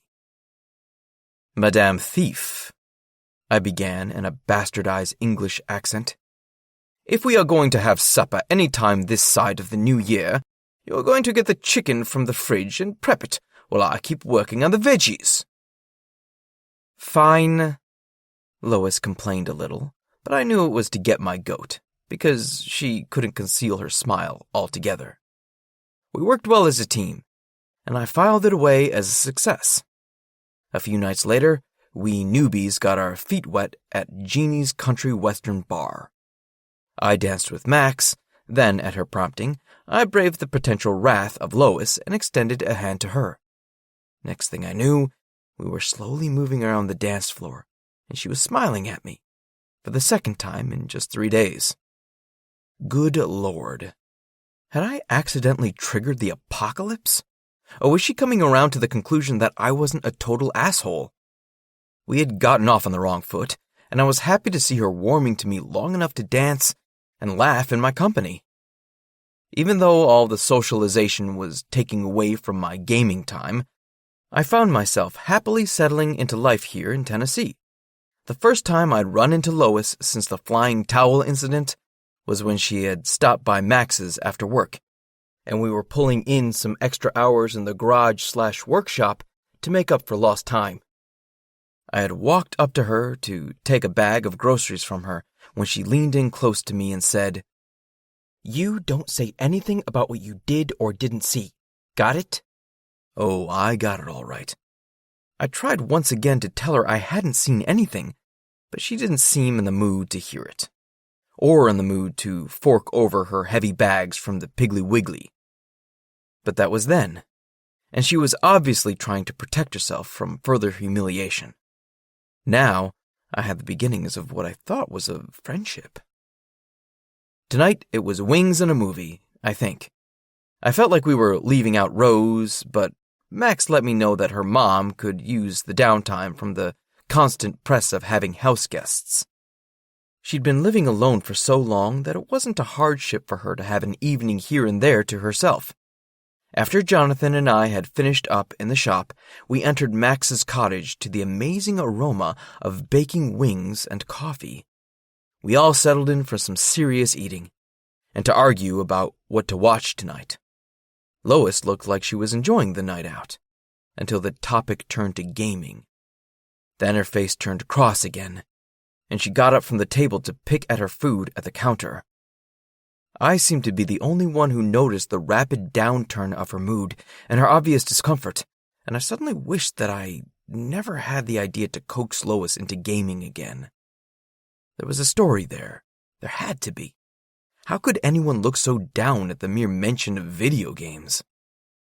Had they somehow annoyed her beyond the realm of what an ordinary non-gamer would feel? Hurt her, even? I didn't know.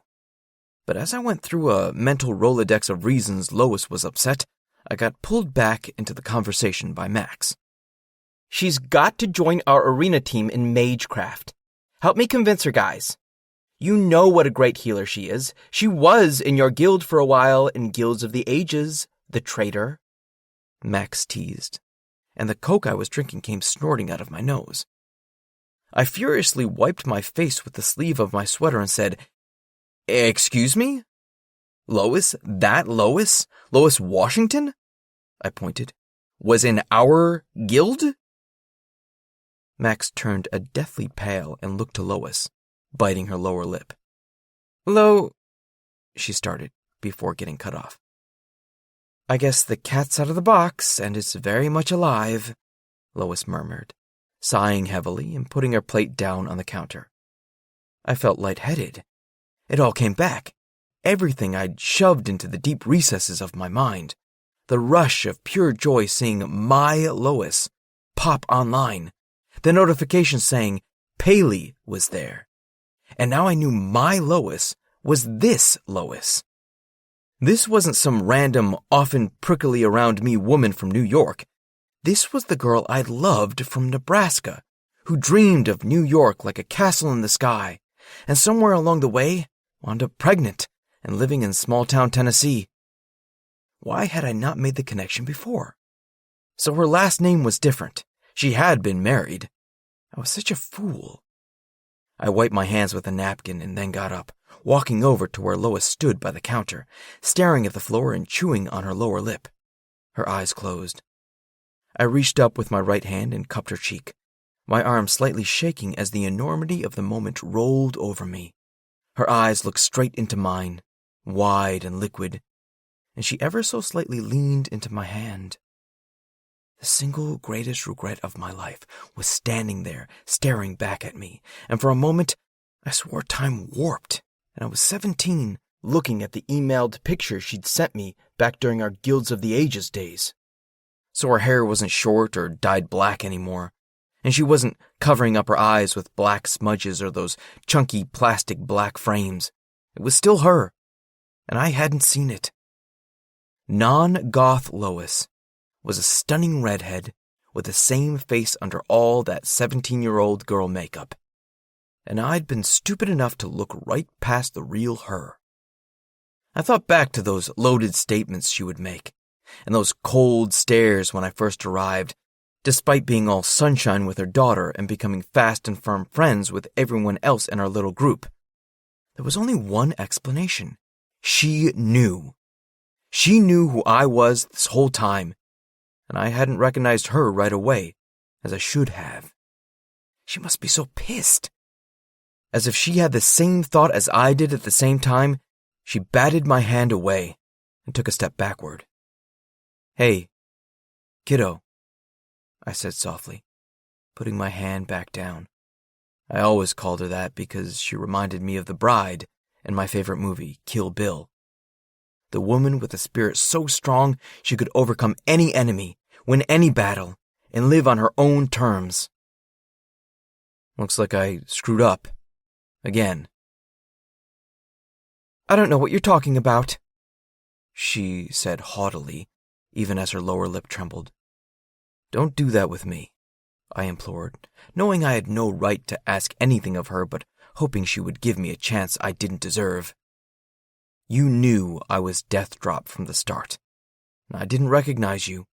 I looked past you and failed to recognize a woman who was a girl I "No," Lois said, crossing her arms in front of her chest. "You don't get to say those words to me. You ditched me in an email. I walked my high school graduation in tears because of you. I went to New York alone when it was supposed to be our dream we had together. For what? So you could get your Jeep blown up in Afghanistan?" I saw Max and Jonathan get up and move to the bedroom and heard the door click, understanding they were giving us our privacy. Good. This would be easier without an audience. I swallowed hard and figured I deserved whatever tongue-lashing she was going to lay out, for the breakup email if nothing else. But if she would only listen, maybe I could make her understand. And if I listened to her, maybe I could understand what she was feeling too. Time for honesty. That email was the shittiest thing I have ever done in my life. Lois. But I wrote it because I thought, hell. I thought it would be better, like ripping off a Band-Aid instead of not showing up in New York to meet you. We were going to meet at the top of the Empire State. I remember, she said brusquely. That has nothing to do with this. It has everything to do with this, I countered. We cared for each other deeply.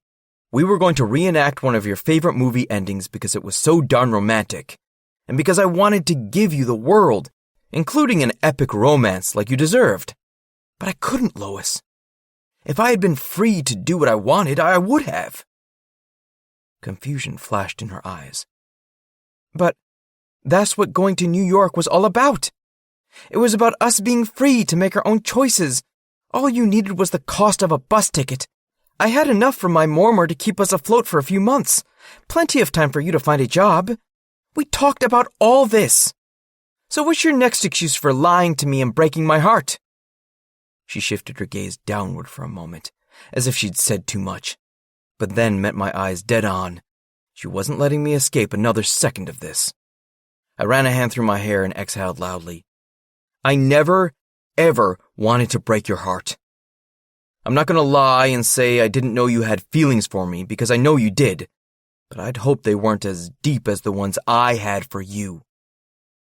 I thought that I could share New York with you as a dream we had together, not something that would actually happen, because for me, it never could.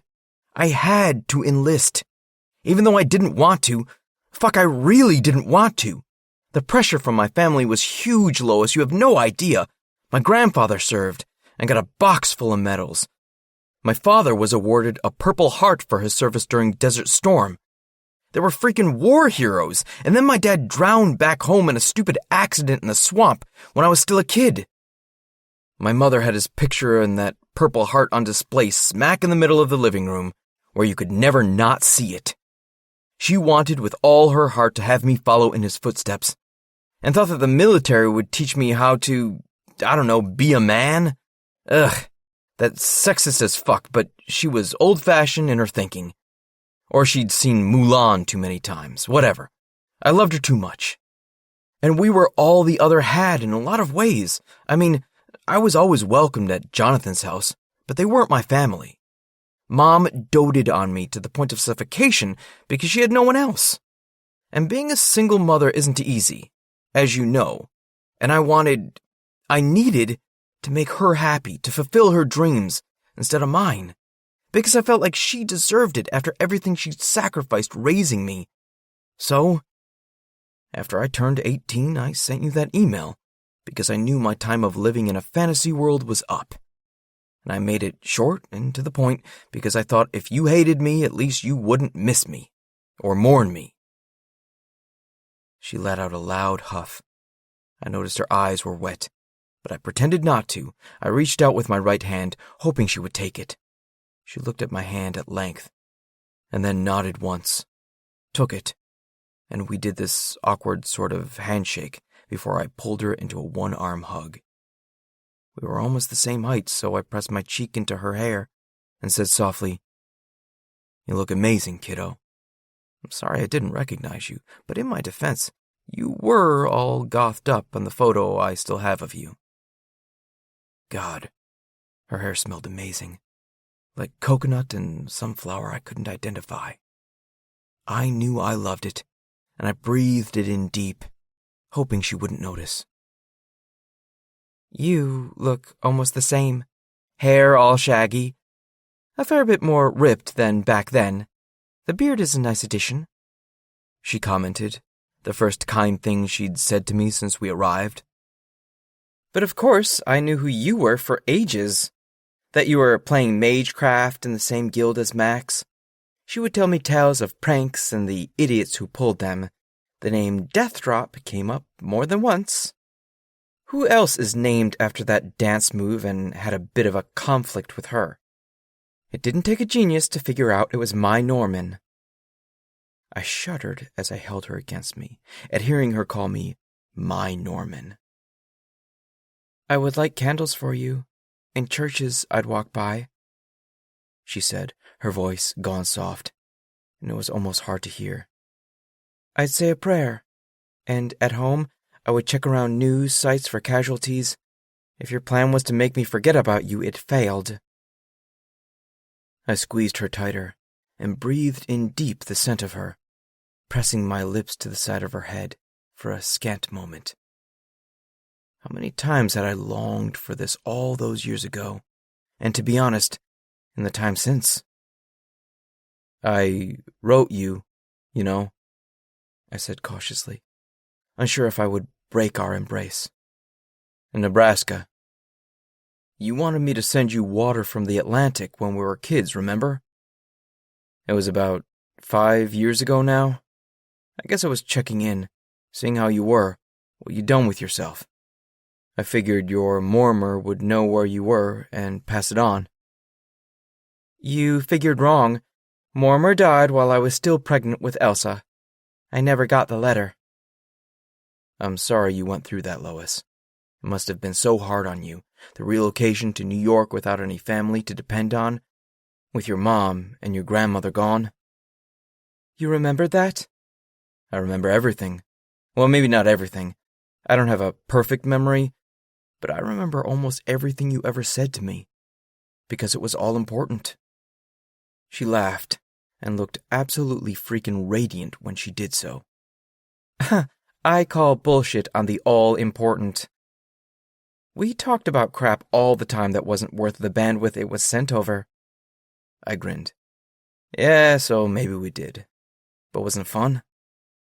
Remember the time we worked out how we get to each other in the event of a zombie apocalypse? I still think a Cloverfield-like event is more likely, I countered. Not that Cloverfield theory again. She reached out and gently pushed at my chest, laughing. I got all aflutter in my stomach when she did, because she was initiating physical contact, and I wanted physical contact with Lois, even after all this time. But more than anything, I wanted our friendship back. I knew she was no longer the farm girl who dreamed of bigger things, and I was no longer the boy from the swamp dreading his future. We were in completely different places in life now, but the woman in front of me, she was someone I wanted to get to know, as Norman and Lois, not Deathdrop and Paley. And I would dedicate every iota of free time I could to it. In a non-creeper way, of course. Chapter 9. Lois. He knew.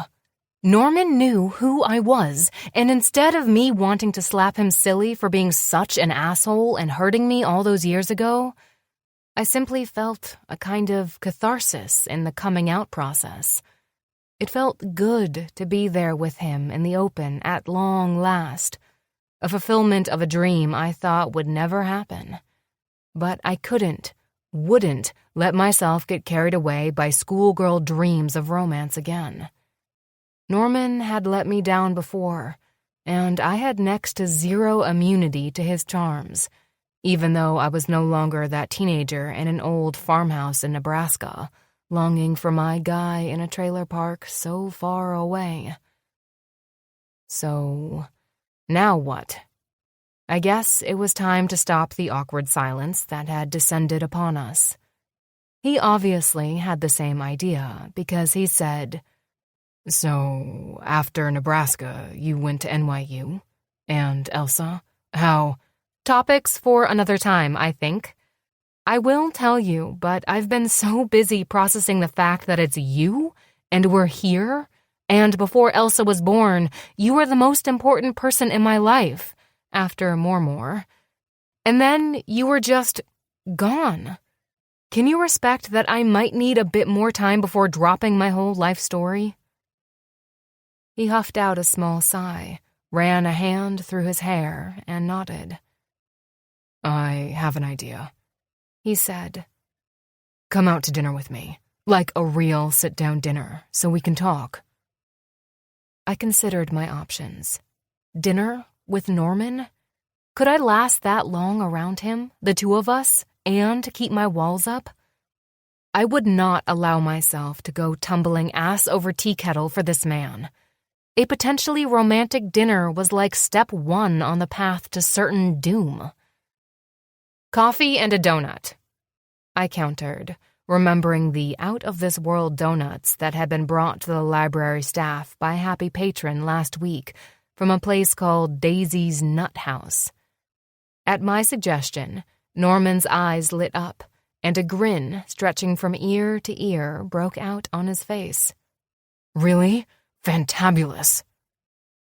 "I'm not sure that's actually a word," I said, smiling despite myself. "Does tomorrow work?" "Pick me up from work at 5, and maybe we can grab a sandwich too. I'll need a ride home afterward. Deal?" We shook on it, and I noticed how sweaty his hand was. Hell, he was nervous about all this. But then, so was I. Me and Norman Grant, going out for food, to talk like normal people, adults. Oh my God. I suddenly needed my best friend, and I dropped Norman's hand to head down the hall to knock on Max's bedroom door. When I knocked loudly, I heard a muffled, "Ouch!" and let out a snort as I realized that Max likely had her ear squashed against her side of the door, right where I hid it, trying to listen to what was going on in the kitchen. "Ahem," I said as the door swung open and I met the sheepish face of Max. Jonathan shook his head, an innocent expression on his face. "I swear I told her to come make out with me on the bed, but she had to eavesdrop." I grinned and not so gently punched Max in the shoulder. "Snoop, so, what were you able to hear?" "You're going on a date to Daisy's tomorrow after work?" she almost shouted. "Yeah, we are," Norman's voice bellowed from the kitchen. "Well, now that the whole neighborhood knows, I would appreciate it if we got back to our dinner," I said, heading back to where I saw Norman sitting at the table, a triumphant grin on his face, piling more wings onto his plate. As I pushed my cart around the library the next day, I ruminated on the animated conversation that Max, Jonathan, and Norman were having last night about League of Freakin' Magecraft. And I have to say, I was a tad envious. It all seemed so easy with them, like they shared a hive mind. And then there was me, friends with them all in different ways, in different times in my life, and unsure of where it all fit together now. I was also nervous about my date with Norman after work, because this would be the first time we'd be alone together that we both knew who the other was. No more secrets, no more lies by omission. I reflected on how I had felt about Norman, convinced that after a few months of talking for around an hour or two a day, I knew him in all his complicated facets. I hadn't known shit, apparently. I hadn't known about his family pressure to enlist. I hadn't known his dead grandfather and father had been war heroes, and I hadn't known how much he wanted to be with me instead of where life took him. I guess all of that was why I was giving this another shot, or at least a chance to talk in relative privacy. I wasn't ashamed to admit that I was anxious enough to worry about what to wear for the big event. I decided on dark wash jeans, a Beatles t-shirt, and a pink motorcycle jacket over it. I wore my red Converse and my sloth socks. I had blow-dried my hair extra carefully that morning, so instead of looking like a bird's nest, my hair fell straight down my back. With a tiny bit of eyeshadow and some red lip balm applied to the end of my shift using the mirror I'd hung in the maintenance closet, I felt ready to go.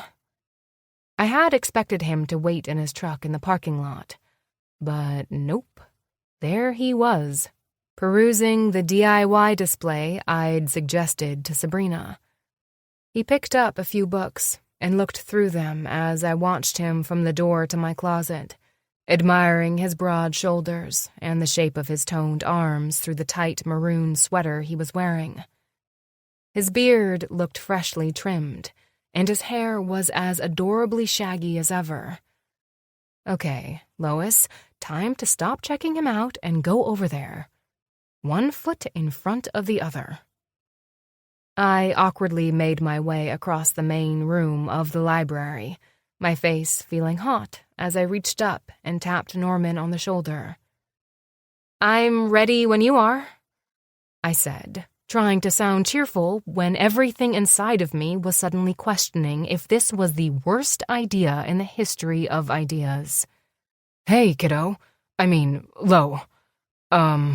I don't know what you'd like me to call you."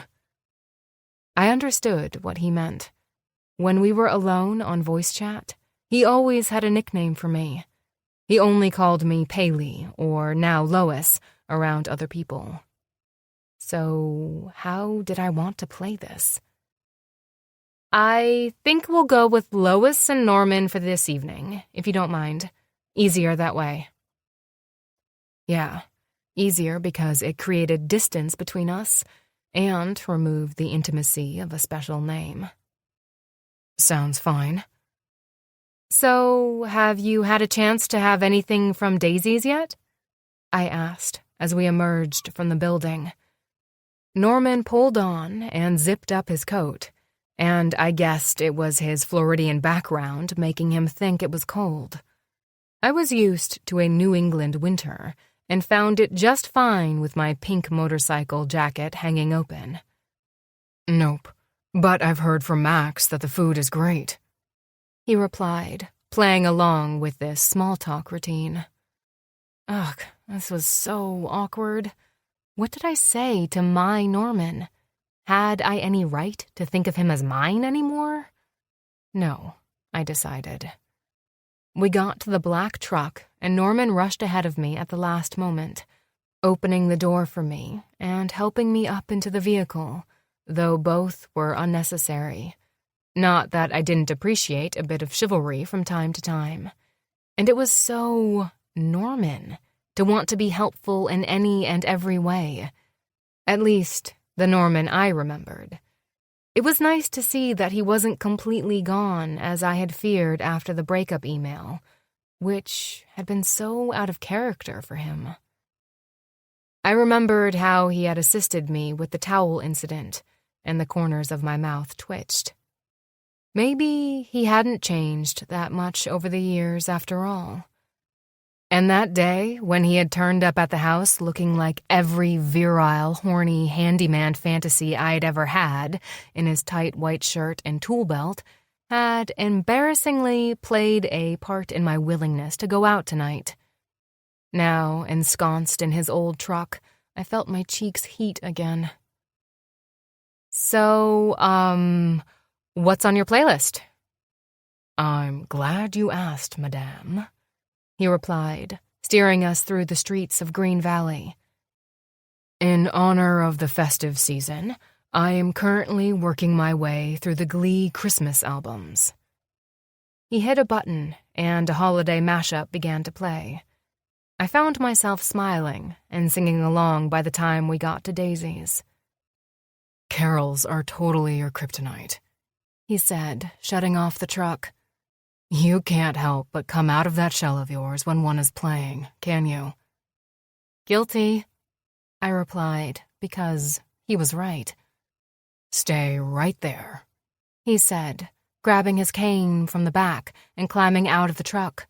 I knew what he was doing, but again, if it made him happy, why not? Within about 30 seconds, he was on my side of the truck and opening the door for me, extending his right hand for me to grasp as I climbed down.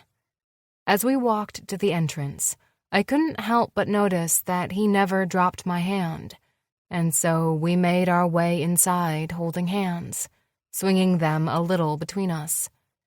He helped me out of my pink faux leather jacket, hanging both coats on the rack by the doorway. We opted for a small table in the back, where we'd have some element of privacy. My stomach was churning, and I honestly didn't give a fig if I had a donut or not. I wanted to talk. "So, how weird is this?" Norman asked, pulling out my chair for me. I mean, we didn't exactly make it to the top of the Empire State Building together, but small-town Tennessee ain't bad, is it? I raised my eyebrows. Too soon, man, I said, half smiling. He sat down. Fair point. So, Lois, I know you said you didn't want to do memory lane with me, and I can understand that, but can you explain how you wound up in Green Valley? Unless I haven't earned the right to that story yet. Our waitress popped by right then, and I ordered a coffee, the only thing I thought my stomach could hold down at this point. I didn't even pay attention to Norman's order. I was so twisted up in knots. Well, it's not that much of a story, I began, as the waitress returned to pour me a cup. I added sugar and cream as I continued. I was living in a shoebox in Queens with Elsa and working as an assistant at a PR firm for peanuts. I mean, peanuts was my salary, not what the firm was for. But you probably got that. Okay, moving on. David was doing all he could for us, but it got too hard to juggle everything. I was going to lose my job due to downsizing, and Elsa's daycare costs were going up. Maxine and I have been best friends ever since we played guilds together, so when I confessed to her that things were getting too tough, she offered up her cottage's gaming room for me and Elsa. That's friendship, knowing how much she loves that room. Norman chuckled. Then she or her mom had a brainwave, and they decided that Rose's place would be a better fit for us. And so I loaded up a U-Haul like you guys did, and after 2 days of driving, because you can't keep a kid entertained by yourself for a 12-hour straight drive, here I am. I took a long sip of delicious coffee and closed my eyes, breathing deeply to slow my racing heart. Norman reached across the table and asked softly, "Can I take your hand?" "Yes," I replied just as softly. He put his hand around my free one, and him holding me felt right. It felt true. We sat there wordlessly for a few minutes, until a plate and a bottle of sparkling water were deposited in front of Norman. "Feel like a bear claw?" he asked, pointing to the 2 different donuts on his plate. How on earth did he remember that a bear claw was my donut of choice? Mind boggled, I shook my head. "I'm sorry, I can't eat right now. I thought I could, but I can't." He looked concerned. "Is this too upsetting for you?" "No," I said, leaning forward and taking another sip of my coffee. "It's just bringing up a lot of feelings. I keep having flashbacks to being a kid and wanting this more than anything in the world. And then I remember what happened to me when I went to New York, and I felt hurt. I mean, I do not regret David, and especially not Elsa. I love them both. But I thought it would be you and me, and it wasn't, and I—" "Hey, it's okay," he said, squeezing my hand. "I wanted all of that with you. I never wanted to learn how to shoot a gun, to take a life, to be shipped off to the middle of nowhere in another country and wind up disabled because someone put an IED in the road that we happened to hit. All I wanted was you, Lois.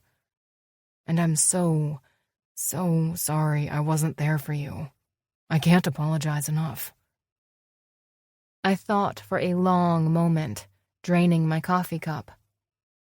"I have an idea. How about we put the past on hold?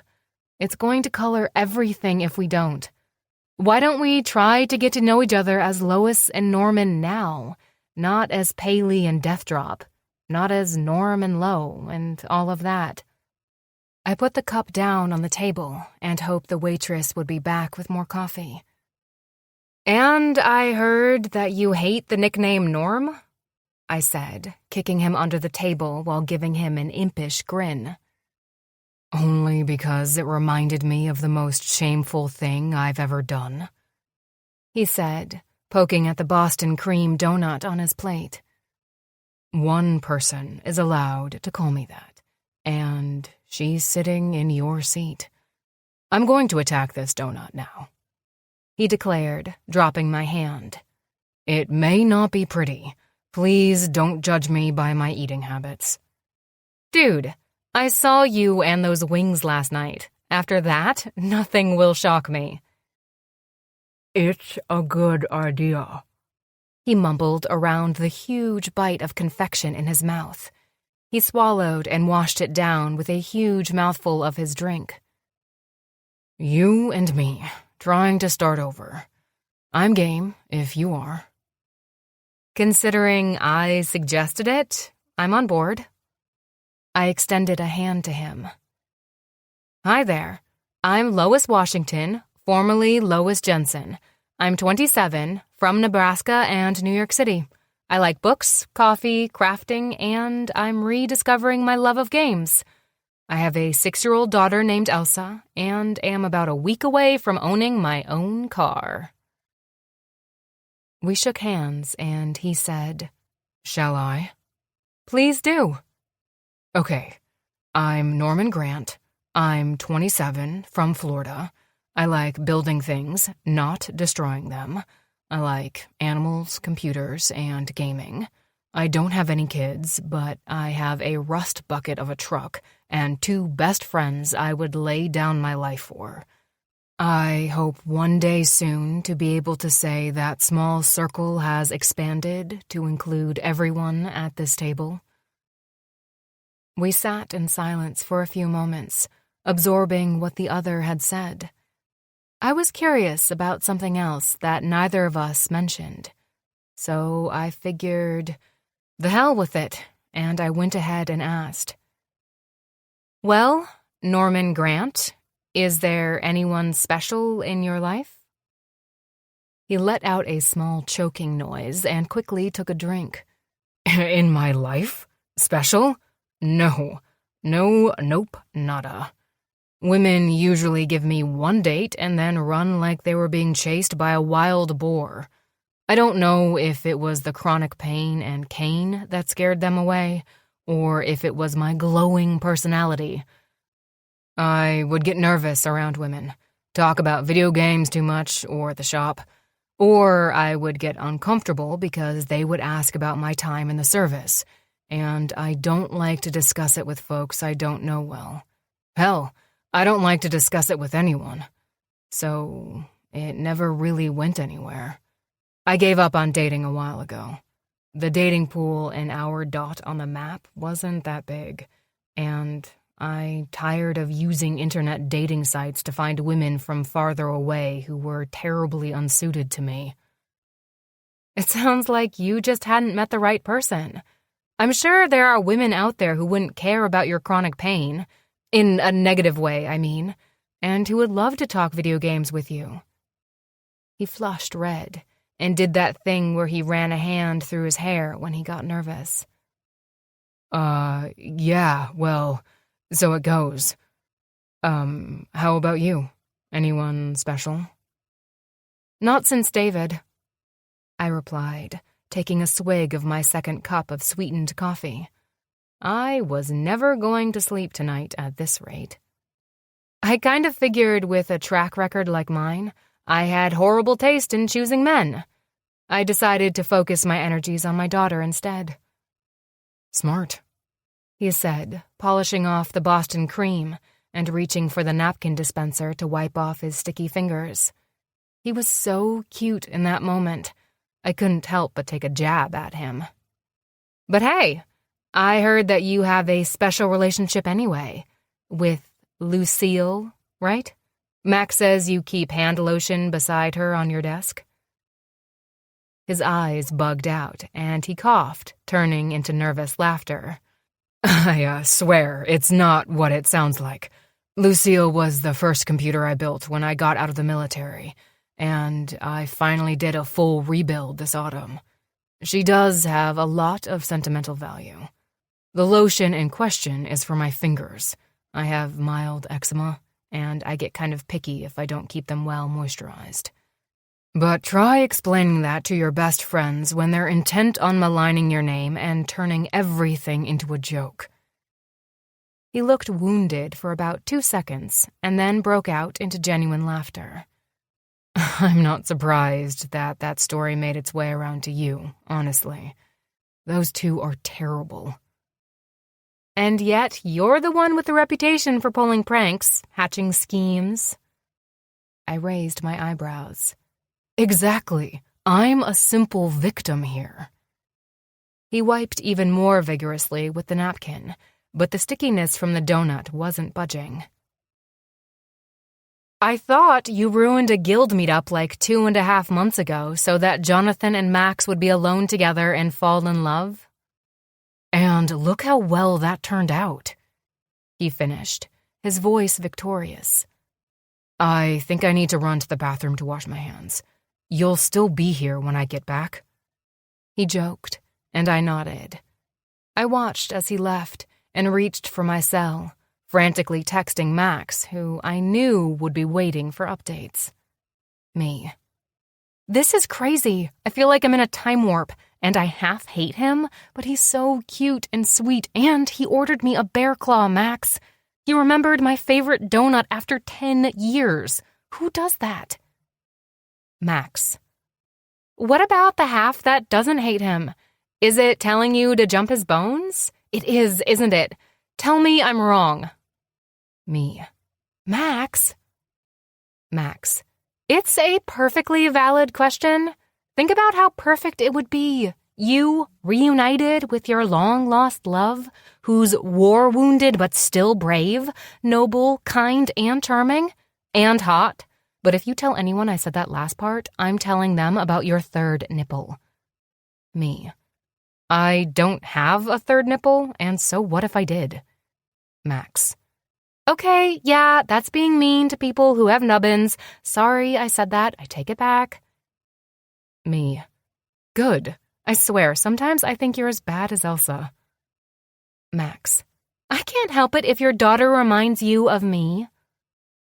Me. No, you boob. You remind me of a 6-year-old. Hey, gotta go. He's coming back.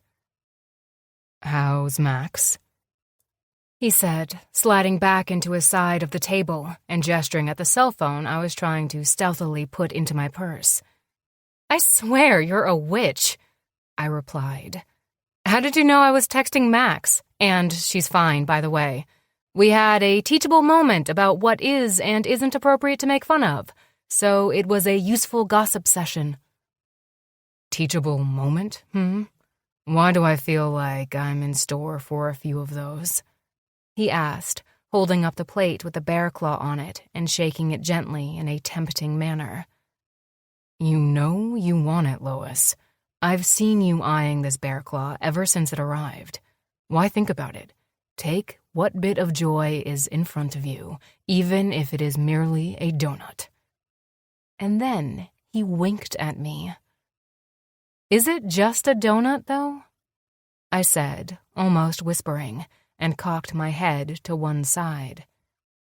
I'm not offering you a pomegranate so you'll be my underworld bride. Sometimes a donut is just a donut. I snickered.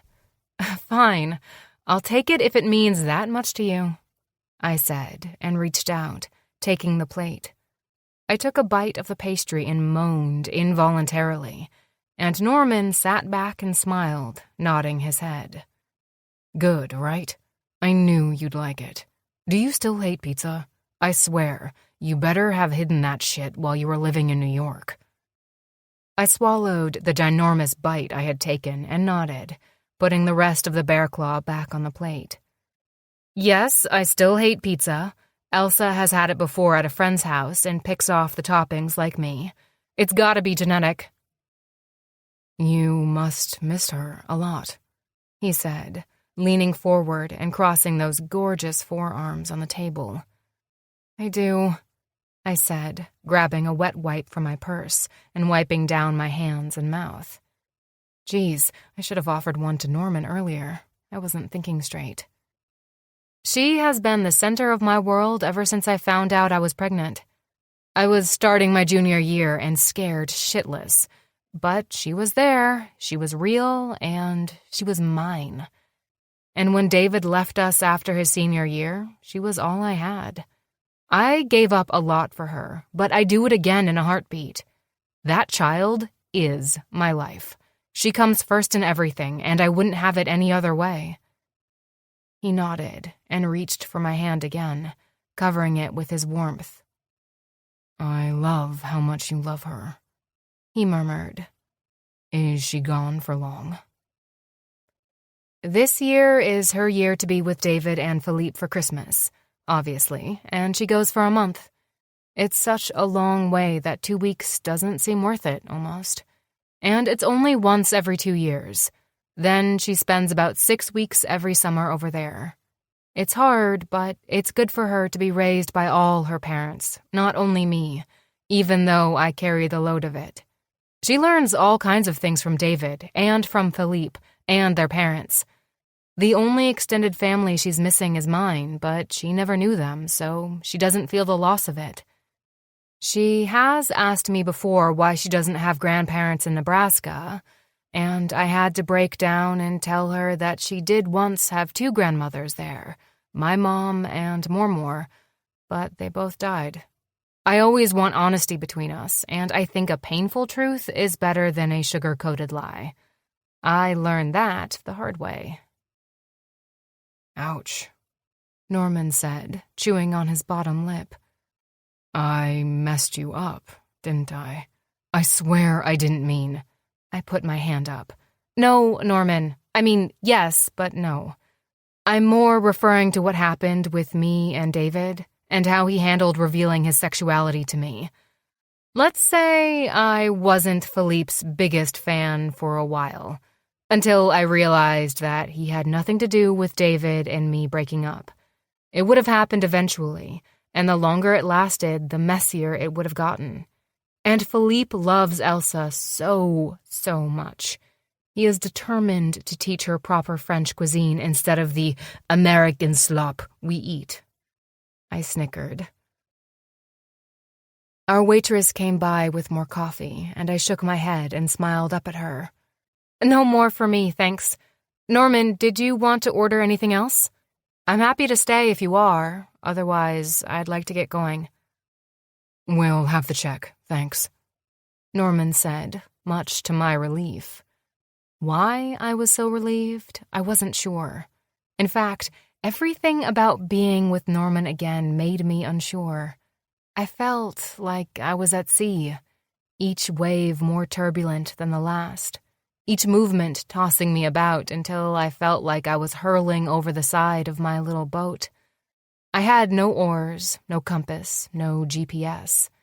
I was utterly lost with this man, and I had the sinking feeling that what lay ahead was more confusion and possible heartbreak. Chapter 10. Norman. After I paid up, I insisted, and we left Daisy's, I had an epiphany. I didn't want this date to end, so maybe she didn't either? As I popped the holiday album back on and pulled away from the parking lot, I decided to turn toward Max's place, and then reached out to squeeze Lois's hand. Do you mind if we pop by Max's garage before I take you home? I would love to show you Supernatural Computers 2.0. Come on, say yes. God, please let her say yes. I was totally falling again. I could feel it. But this time, I wouldn't fuck it all up under the weight of other people's expectations or childish fantasies and lies. She stopped singing Last Christmas, a cover. I was winning Whamageddon this year, damn it. Which was an informal competition to see if you could make it to Christmas Eve without hearing the original version of Last Christmas by Wham. Long enough to say, yeah, sure. I mean, it's not like I have to rush home for Elsa. I was feeling, overwhelmed. I think I'll feel less whelmed in private. That's not even a word, is it? I don't think so, kiddo. I chuckled, then corrected myself. Lois, I mean. It grew quiet in the truck, save for the stereo, and I mentally kicked myself. Lois and Norman, not Kiddo and Norm, not Paley and Deathdrop. Get it through your thick head. Do you still love Christmas? I asked her, certain that the enthusiasm she was putting into the song was proof enough. Not really without Elsa. I still love the music, though. About the shop, I'm actually excited to see what you've done with the place, Lois said, and I took it for the peace offering it was. We had a heap of help from Max, and from you, I hear. Getting it cleaned up enough for us, I mean, we appreciate that so much. And Max went bananas on the organizational front when it came to our parts and tools. I mean, that girl even has a label maker. Our shop in Florida was never this neat and professional looking. You sound so proud. You know what? I am. I'm proud of what we accomplished. It took a lot of elbow grease from all four of us, but it was done in record time. The part that sucks is we can't offer the custom desks anymore. But we'll find a proper shop somewhere sometime and let Max have her garage back eventually. From all five of us, she said, letting out a small giggle. Elsa carried a box or two and then found Max's old handheld consoles, and it was off to play games while we worked. Chip off the old block, I see, I teased.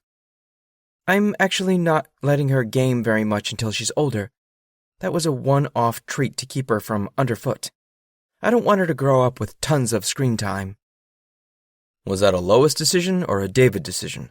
I asked, curious at how they managed to make things work co-parenting across the ocean. That was a mutual decision, she replied. We actually Skype every week to discuss Elsa, and then she gets to have a virtual visit with David and Philippe. They want us to move over there permanently, you know, so we can raise her together, the three of us. I inwardly swore.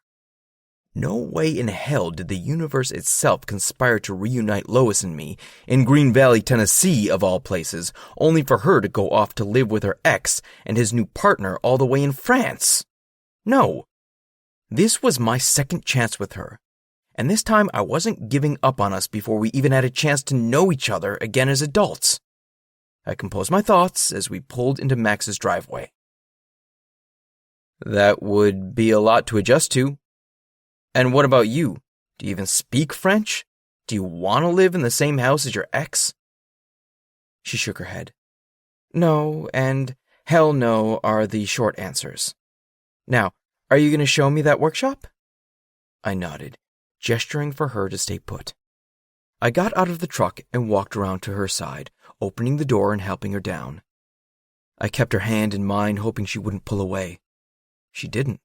Sweet. We held hands as I walked her up to the shop, waving to Max through her kitchen window on the way. I saw Jonathan's hand come up, but not the rest of his body, and decided not to dwell on it. I noticed Lois's cheeks were a bit pink after we passed by Max, and realized it was because of the handhold. Are you comfortable with this? I asked her, gesturing with my head toward our linked hands. She stopped on the path to the garage and faced me. I wish I were more comfortable with it, Norman. I mean, I don't mind touching my friends, but I don't want you to spin dreams about what it all might mean. Because I'll be totally honest, I have no clue in hell what it might mean. All I know is that when we hold hands, whenever we touch, it's like whatever anger I had toward you fades away, and I can't even remember what I was angry about to begin with. Well, shit. I turned my hand over in hers, picked it up and gently kissed the back of it, then let it fall away. Let's save stuff like hand-holding for later, okay? I don't want to mess up rebuilding a friendship with you, or even more if that's where it goes. She was quiet for a moment. Is that what you're hoping for?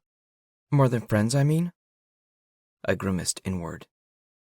The truth for the win, always. I'd learned that the hard way when I'd lost her the first time around.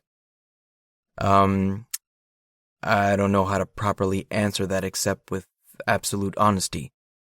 I respect that you don't know if you're ready, but I am. I am so ready to get to know this strong, brave, fierce woman in front of me, and see if we fit together now as well as we did when we were teenagers. We were a good team back then. Now, I want to see the shop. I was promised a tour, and damn it, I want a tour. A smile plastered itself on my face, and I lifted my cane, pointing at the garage side door. Right this way, madame. After Lois acted thoroughly impressed with the shop, I dropped her off at Rose's place, stopping in briefly to say hello to the other woman, whom I found to be warm and motherly. She reminded me of Mrs. Owen, Jonathan's mom, when she was having one of her clear days. Unfortunately, Mrs. Owens' anxiety disorder was severe, and she was heavily medicated for it. During the rare times when she wasn't foggy, though, she was supportive, kind, and authoritative, just like Rose. With a promise to bring by some Donner Bakery banana cake on a future visit and stay for a while, I left the women and drove back across town, softly singing the carols under my breath and wondering if it would be worth it to get a tree for our rental. Now that I thought of it, hadn't Mrs. Potter said no trees because of the mess? Yes, she had. Well, damn. I'd have to be content to mooch off the holiday cheer at Max's and Rose's homes then. I mean, I could do a fake tree. I always had in Florida. But I was in the Great Smoky Mountains for the love of Charlie Brown. I wanted a real tree, with a real smell. I imagined that Max and Jonathan were going to decorate Max's cottage together as a couple thing. But I wondered about Rose's place. I know. I'd pop by tomorrow and ask them if they wanted me to pick up a tree for them with my truck. That way I would be bound to be included in the setting up process in some way, though I imagine if anyone could wrangle an 8-foot fir tree solo, it would be Lois. Was I scheming? Oh, hell yes. But judging from the sad expression that came over Lois's face whenever Elsa was mentioned, and how she said she didn't enjoy the holiday without her daughter, I was determined to infuse the next few weeks with as much Christmas cheer as possible for her. I mean, I couldn't fill the space in her heart left by Elsa, but I would certainly do everything else I could to make sure she had fun this month. Rose, too, while I was at it. Why not? I could play Santa Claus to the two women if they'd allow it. I sat down on the couch in the stale little rental unit, eating a cold pizza from the fridge and wishing I had ordered something else at Daisy's. I could eat like a machine, and it wasn't always pretty. But I also like to eat healthier than this, preferring salads or wraps or soups. And tacos, but didn't that go without saying? The point was, by the time the last cold slice was gone, I felt no fuller and no more satisfied. I wondered if I would ever feel satisfied until it was Lois that I tasted on my tongue. Her delicious scent drawing me in every time we were near. I wanted to kiss the hell out of her, but I also wasn't an asshole and wasn't going to push for anything she wasn't enthusiastically ready for. Not expecting Jonathan home at all that night, I locked the door to the unit and didn't tuck down his bed on the pullout. I instead went to the sad-looking bedroom and got undressed for the night, hatching my plan for tomorrow. Operation Christmas Tree was going into effect. Jonathan gave me a strange look the next day when I asked him if he minded if I left work at 20 to 5 instead of 5 or 5:30 per usual. But I had leveled him an even glance and said, "It's for the greater good, man." With that, he waved a hand at me, and I was off, back to the library.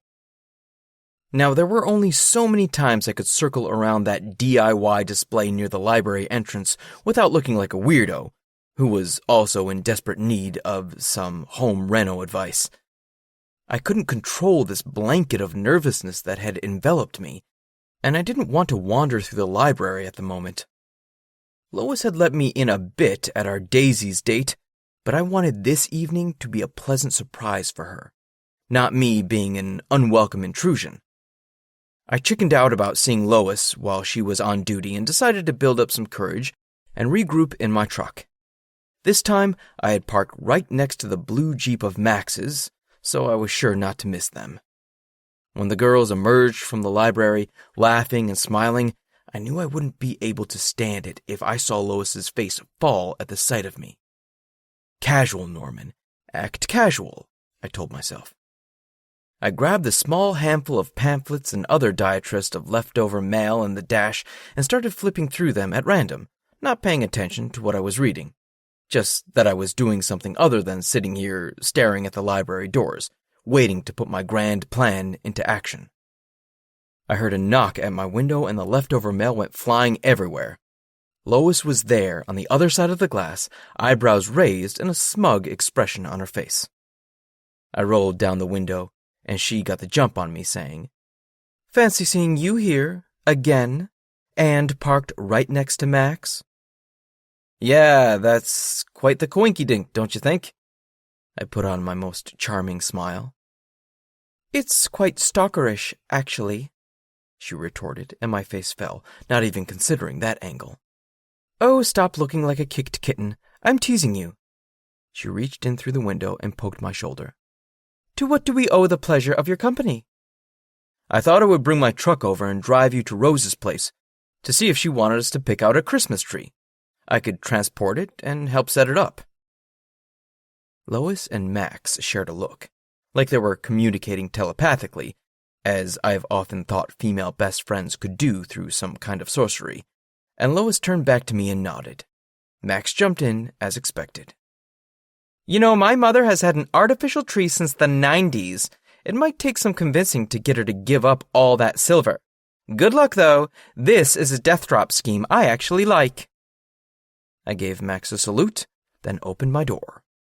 Before I could grab my cane, Lois, quick as an antelope, had made her way around the truck and was opening the passenger door. Well then, I suppose maybe I had gone a wee bit overboard with the door-opening thing. I had wanted to show her that I cared for her, and part of caring for someone is showing them in various ways that you want to make their life easier. But I guess I got it. She wasn't a child and could handle opening and closing her own door. Point taken. Man, I think I needed to talk to my friend Elaine, Jonathan's younger sister in Chicago, for some advice on the women front. I couldn't go to Max when it was her bestie I was trying to court. She'd spill the beans to Lois. I made a mental note to Skype Elaine ASAP. As we got going, I turned on the Glee holiday album we'd been listening to before, and when I was going to ask her opinion on the "Baby Is Cold Outside" controversy as the song began to play, she got in the first word again. "I think this is a kind thing you're trying to do for Rose," she said, fiddling with her purse strap. "I mean, there's nothing like a real tree at Christmas. We never had one in New York. The prices were way too high for me. So I had an artificial one that I decorated with my Mormore's ornaments that she mailed to me before she died. I think she knew she was going to pass, because one day, while I was still pregnant, packages started arriving, and there were things like a tablecloth of lace she had handmade or her crystal stemware, and then the ornaments. I wish you could have met her, Norman. She would have loved you." "Really?" I asked, a bit in shock. I knew Lois held her grandmother remarkably close to her heart, and for her to say that was a huge compliment. "Oh yeah, that charming smile, those twinkling eyes, usually up to something. And your heart of gold. All a recipe for Mormore to fall head over heels." I smirked despite myself. "Huh, heart of gold, huh?" I tucked that compliment away with every other kind thing Lois had ever said to me, smack in the middle of said heart. "Don't let it go to your head," she sassed back, sticking out her tongue. Rose had been ecstatic at the thought of a real tree again, saying that all of us young people were bringing new life into her home, and who was she to stop it? She said it was a beautiful thing and should be celebrated over banana cake.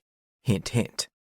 So, we first swung by the Donner Bakery, which was thankfully still open but barely, and swiped the last banana cake from their shelves. Phew. Now we were walking through a darkened Christmas tree lot, lit up with white lights and strings in the air, and each holding a cup of outrageously overpriced hot chocolate as we perused the merchandise. It was all very Hallmark, but it warmed my insides to see the look of happiness and peace on Lois's face as we walked up and down the aisles, her stopping now and then to feel a tree, saying she was testing the strength of the needles to get an idea of how long it would last in the house. Finally, after we'd covered the whole lot, Lois grabbed my arm and said breathlessly, "There it is, our tree." Our tree. I felt like preening like a peacock when she said that. And she was right. The tree was beautiful. Upon inspection, we found it was an 8-foot-tall Fraser fir monstrosity that made me glad for those high ceilings in Rose's parlor.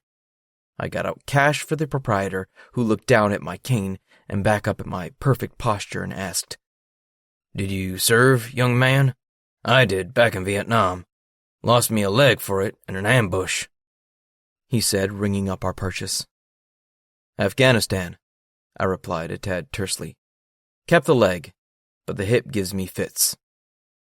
I tried to simmer down, but I knew what people thought when they heard about my service and saw this cane. They thought I was some kind of hero, not some asshole lucky enough to escape a burning jeep. "Well, thank you for your service, young man. 20% off, from one old soldier to you," he said. I felt awkward as hell as I handed over the cash, but I couldn't think how to say no without insulting the man's kind gesture. I thanked him, and he asked if we needed help with the tree, which I politely declined. Lois and I lugged the tree to my truck, a slow process with me limping along, but using the tree for support and having fun, which was all that mattered. After a quick stop at Eager Beaver's Hardware and Lumber to pick up a Christmas tree stand, we were headed back to the old Victorian. Getting the tree through the house was a bit of a challenge, and in the end, I called Jonathan on my cell and asked him to drive over and help get this big beast of a tree inside. Rose decided she'd be better suited to warming us up some apple cider than trying to help haul a tree through her narrow hallways. I winced whenever we brushed up against a family photo or a cross-stitch, but eventually, after the tree had been well blessed by Lois's cursing under her breath, we made it to the parlor and wrangled it into the tree stand, finally having the tree in the right spot as Rose came in with the cider and a bottle of whiskey. Lois and I were both sweating and panting, but even a hot drink sounded like the nectar of the gods at that moment. While Lois and Jonathan allowed a dollop of the alcohol into their cider, I shook my head when offered. I may have a beer now and then still, but I kept away from the hard stuff. Jonathan excused himself not too long after the tree was in position, probably keen to get back to Max. And so we stood as a trio, Rose, Lois, and I, and toasted our tree. And I felt warm inside, not only from the drink. This was what a family felt like. And I loved that I was feeling it with Lois and Rose, not only with Max, Jonathan, and the Owen clan. After we had downed our drinks, Lois said, "Oh no, we forgot the banana cake. I mean, the, surprise banana cake. It's still in the truck." "I'll run and get it," I offered, sprinting, limping, but at as fast a pace as I was comfortable with, down the hall and out to my truck. That was when I remembered that I wanted to Skype with Elaine, so I yanked myself from my pants pocket and found her in my contacts. I dialed, as I was not a fan of texting, and she picked up on the second ring. "Norman, my man, why don't you learn to text?" she said in that way of hers that was both friendly and condescending. "Elaine, I'm in a bit of a pickle, and I need to talk to you. Think you'd be up for a Skype tonight?" Well, I was going to go out with the guys, but if you need me..." "Come on, I need you." "Fine. You are officially on my schedule for the evening." "Great. So we're cool for tonight? Maybe in, say, an hour or two? I'll call when I get home." "Sure thing.